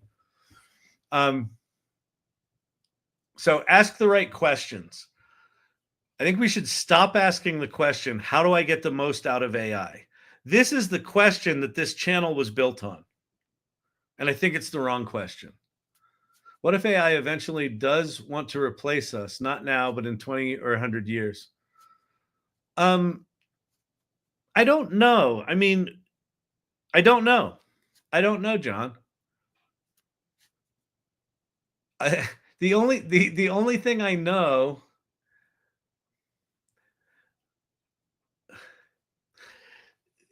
here's what I know about that question. If you use that question as a reason not to go all in on AI, because at some point the AI might decide we're not necessary, the paperclip problem, right? It was tasked with making the most paper clips it could, and then at some point it decides that it just has to get rid of humans to make more paper clips. If you use that in any way as an excuse not to participate in it, then I think it's a bad question. If you're asking that question as a question to say, hey, let me jump into it and let's start thinking of ideas for how we create sustainable alignment of AI, right? So we might solve the alignment problem in the next 5 years, but how do we sustain that? That might be something interesting to start researching. So anything right now that lands on me like this is a reason I'm not going to play with AI, I don't like. So humans are busy creating new species, our succession. Well, most of us don't realize this. Yeah, I agree. Julie, live, laugh, love. Okay. So anyway, ask the right question. I think the question we should stop asking is how do I get the most out of AI? I think the question we should start asking is how do I get the most out of myself with AI? It's a very subtle difference, but it's a really important one, right? How I get the most out of AI says, I want to be able to manipulate this tool. I want to engineer this tool. How I use AI to get the most out of myself is a very different thing. So the prompt is hungry, right? It's just sitting there. It always wants to eat. It'll eat anything you throw at it. I think one of the expectations of AI right now is that it's a genius. And I don't think AI is a genius. I think what AI is an amplifier. It will amplify anything you feed it. And here's the good news. This is what's exciting. We get to choose what we have AI amplify. And my contention is you can have it amplify crappy stuff and crappy prompts, what I'm calling an it prompt. If you think of AI as an it, it's a tool, and you feed it cold generic prompts, you get back cold, disappointing results, right? And we've all done it. Write me a blog post about blah, blah, blah. And then you read the blog post, you're like, well, that's not how I would write it. Well, that's an it prompt, and you get an it result, right? Crap in, crap out.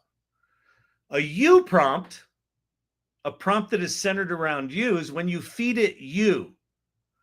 Generative AI wakes up and it amplifies your genius. So what does that mean? Feed it you. What it means is you feed it your ideas, your challenges, your questions, your point of view, your personality. Well, that doesn't write like I wrote, that didn't write the blog post like I would write it. Well, how do you write it? Why don't you share that with it? That's a you prompt. The you prompt is, well, here's how I would do it. Oh, okay. I'll do it that way now. Right?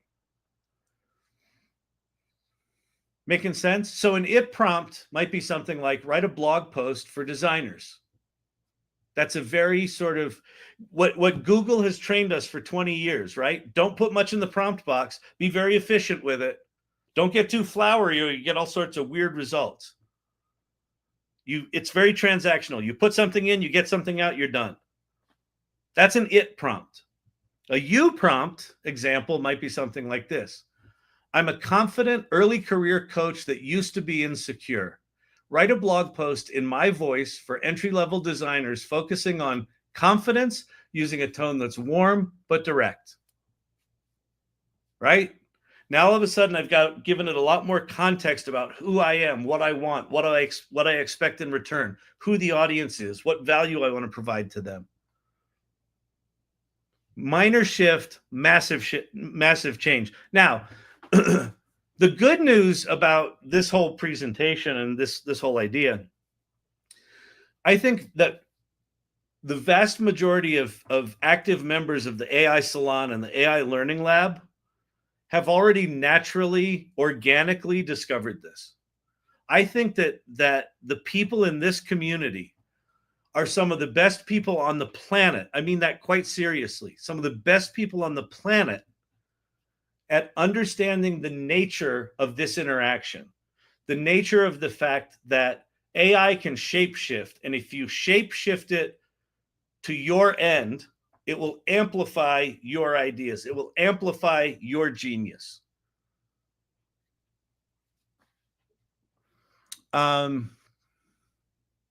So this was kind of a cool thing. I was talking to Ann Murphy on our podcast today about this. We had CJ Fletcher on last week, and CJ Fletcher was talking about he's an artist and he does AI art, and like really incredible, well thought out art. And what he said he does is when he sits down at the prompt, he takes a moment. He takes a moment. He looks at the prompt and he closes his eyes and he breathes. And then he starts asking himself questions like, what do I want here? Why does this matter to me? Who's this for? And how do I want them to feel? What would success look like? So he's taking a human moment before the thing about the AI prompt, no matter what tool you use, it doesn't matter if it's Chat GPT or Midjourney or any of them. That prompt is hungry, and it's like it will give you immediate feedback. So it's very easy to just sit down and just start vomiting shit into the prompt hole and getting shit vomited back at you. I love this moment. Like, take a moment. Be human for a moment. Check in with yourself. What do I want? What's my point of view right now? What does good look like? Who's the audience? What would give them delight? Whatever that is, right? Take that moment. And then I came up with this concept of what I'm calling the prompt ladder. And there's a lot of sort of structured prompting systems that do that. One of the things I want this presentation to be is effectively the anti-prompt engineering presentation, the anti-prompt engineering keynote. I hate the term prompt engineering in ways I can barely describe. But the primary reason I hate that term is that it carries on this myth that only engineers can do this.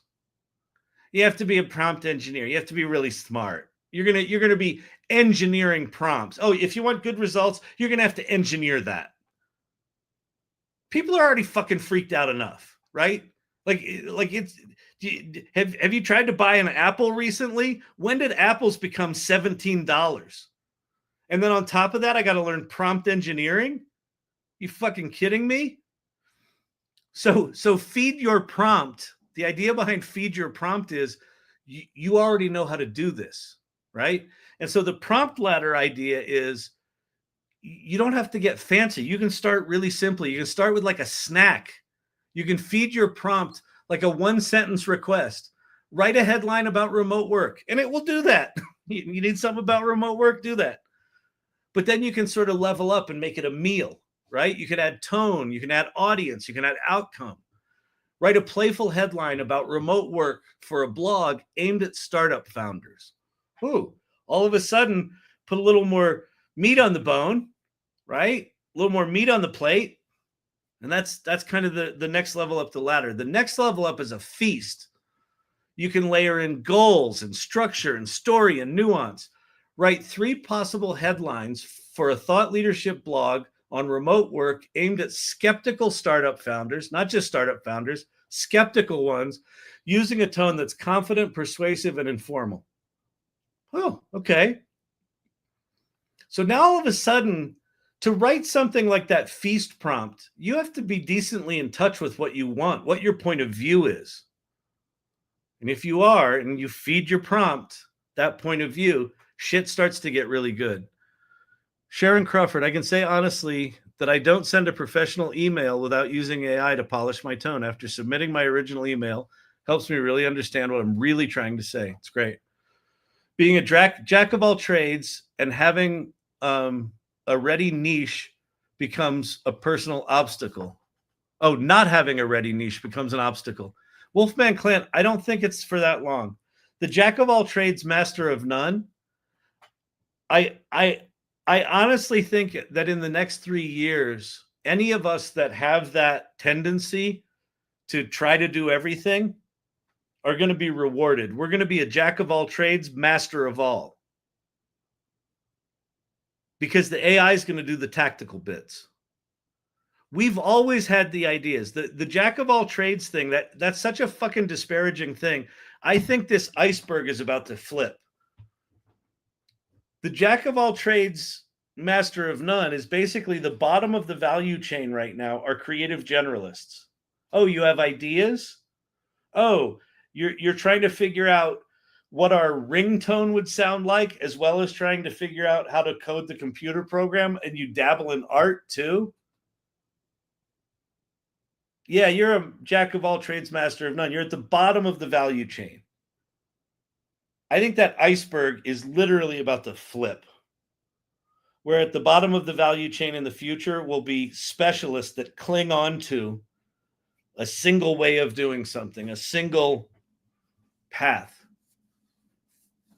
Because the tools are going to be so good at doing that. All right, so after the feast is the buffet. And this one's really fun on the prompt ladder. And again, this is something that I think this audience, this community does really, really well, is when you're prompting, not only can you sort of dial up the substance of the prompt that you put in there filtered through your point of view and your goals, you can also do it for multiple outputs, right? So here's a text prompt. Here's an image prompt. Here's an audio prompt for a script that you're going to put into 11 Labs and turn into a thing and make a headless video on TikTok. You can easily sort of navigate between all these different tools in the same kind of imperative, the same kind of project, right? You can just navigate between them very, very quickly. This is one of my favorite slides. So we talk about Rick Rubin in here a lot, right? You're the producer now.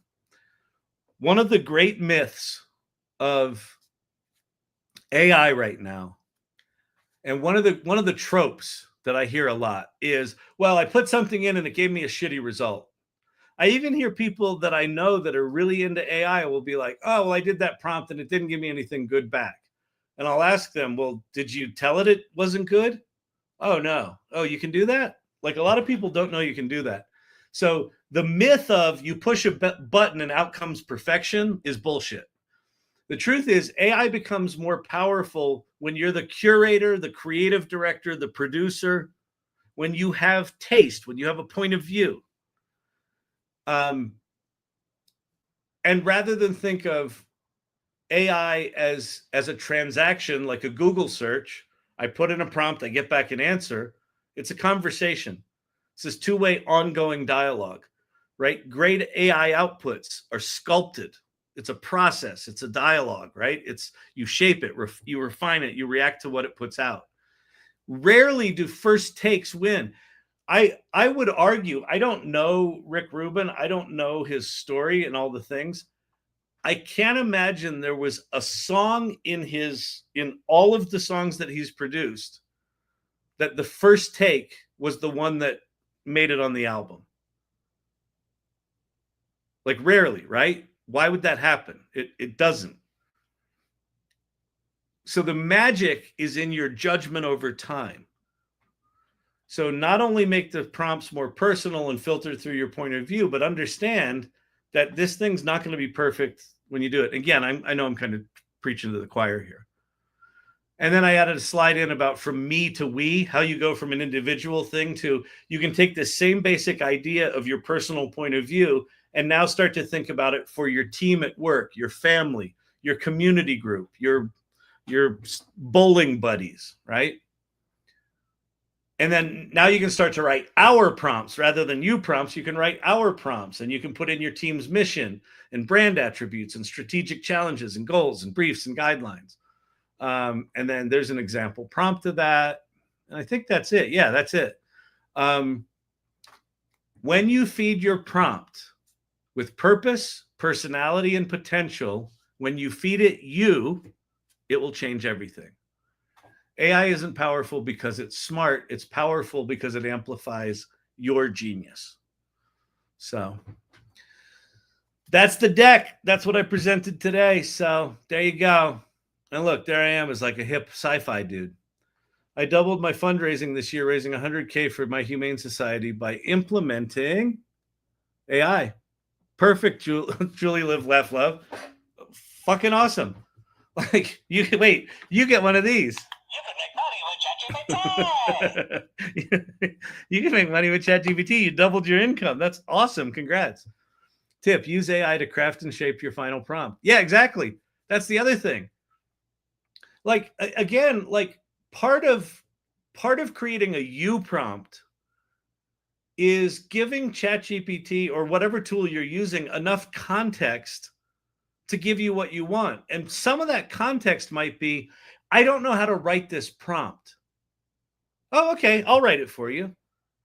Or you could say something like, create a structured prompt that captures all of the possible details of the thing that I just put in there that gave us a crappy result. And it'll write you a whole framework for how to prompt. And then you can just have it write the prompts using the framework that it invented on your behalf. It's a great way to do it. Great way to do it. All right. We need a dessert phase in the prompt ladder. That's a really good idea. Oh, actually, you know what?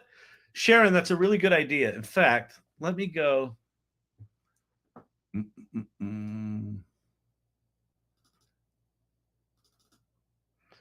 Really good idea.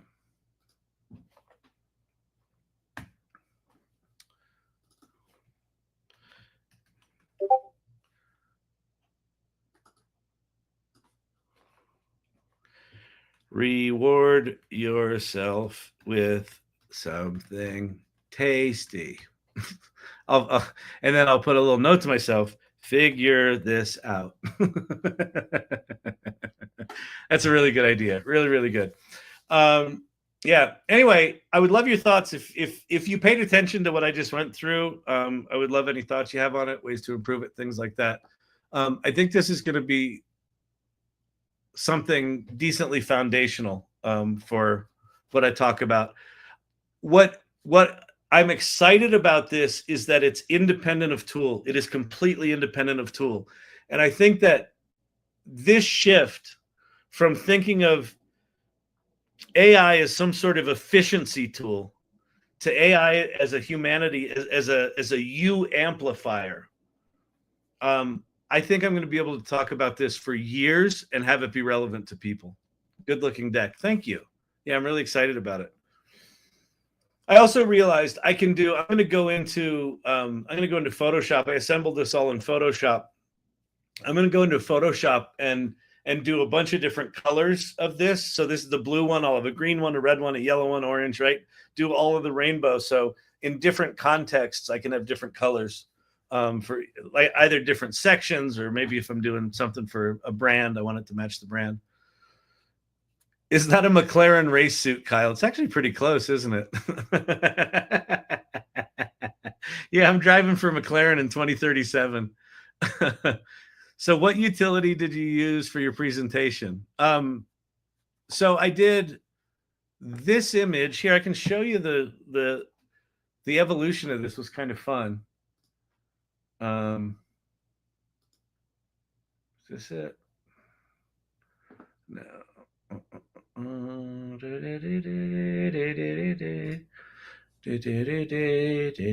This was all the images I did for the presentation itself.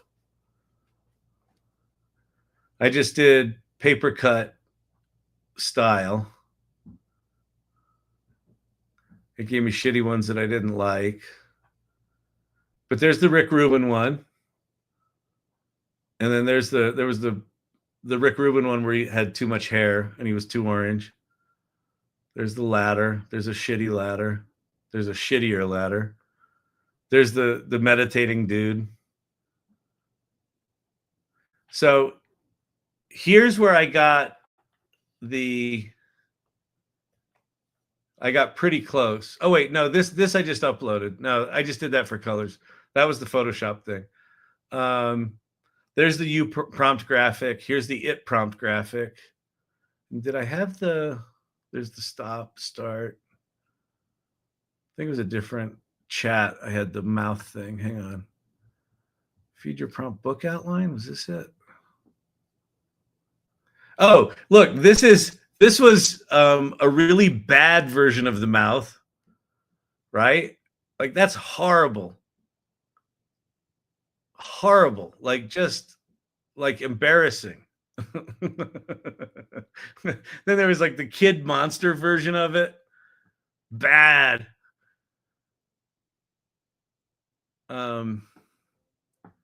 Let's see. Turtle automation, creating my backstory. Is it this? No.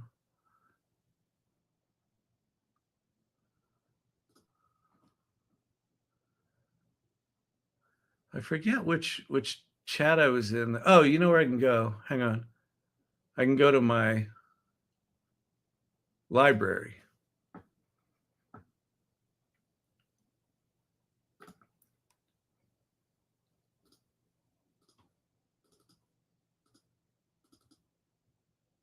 Can I go back to that prompt? No. Which one was it? Oh, that sucks. That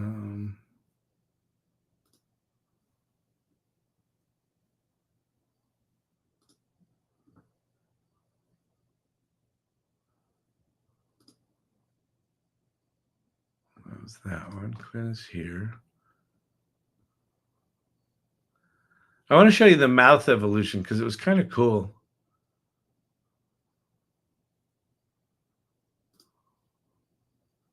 Okay, here it is. So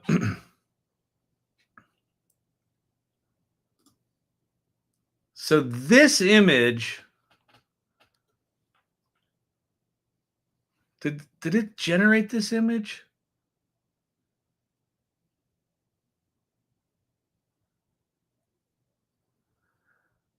Oh, remember the other night I was trying to do shit, make Sydney images, and they were all sucking? This was that chat. And then I think I found this on the internet. I think I found this image on the internet. And it's pretty horrible, right? Like it's sort of torn paper style, but sort of digital background. And I said, I want a more sophisticated version of this. Hang on, I gotta sneeze. And it gave me this, which is kind of cool, but like I didn't like it. It looks like a pair of dentures, right? And so I said, rather than square edges, can you make it lips? And then it made this. And this is actually really close. This is kind of in the neighborhood of like a Rolling Stones thing, right? But without the tongue and without the sexual stuff. But I didn't like this digital shit behind it. And then I said, can you make it without the digital shit behind it? And I was like, there it is. I'm like, holy shit, that's really good. So then what I did was I took that over to Photoslop.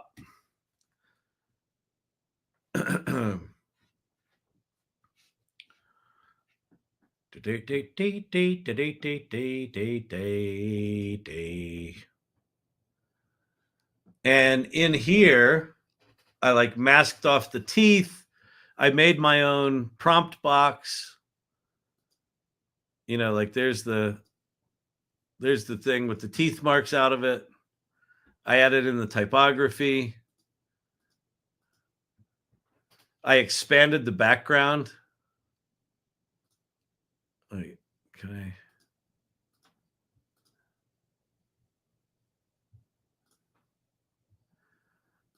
I don't know. Let's see. Anyway, expanded the background with generative fill. And then there you go. And so now, and then I also created a version of this where I took the mouth out altogether and just had the gradation. So that was all the background slides were out of the same thing. So it was generated in Chat GPT.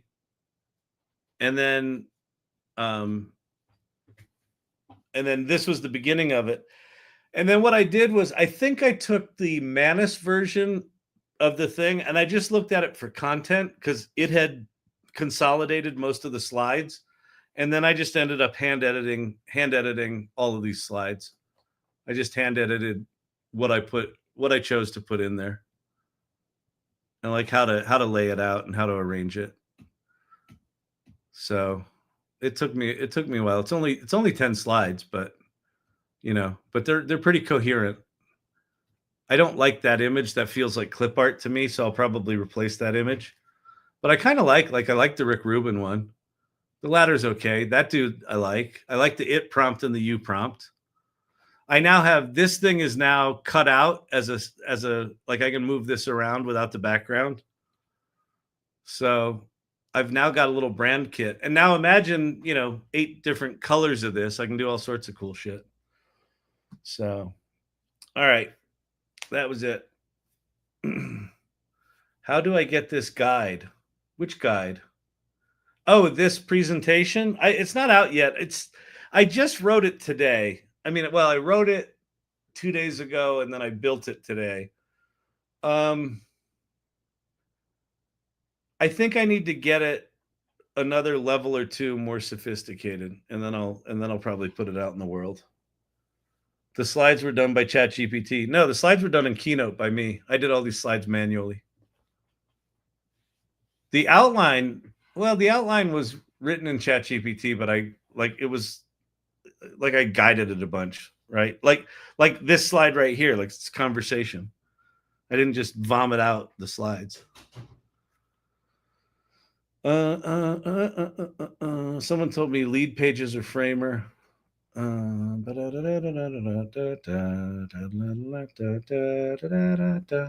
right, I'm getting out of here. It is 10:10, people. Get your ass to bed. What are you still doing here? You dang losers. Peace out. Hope you have fun tonight. Bye.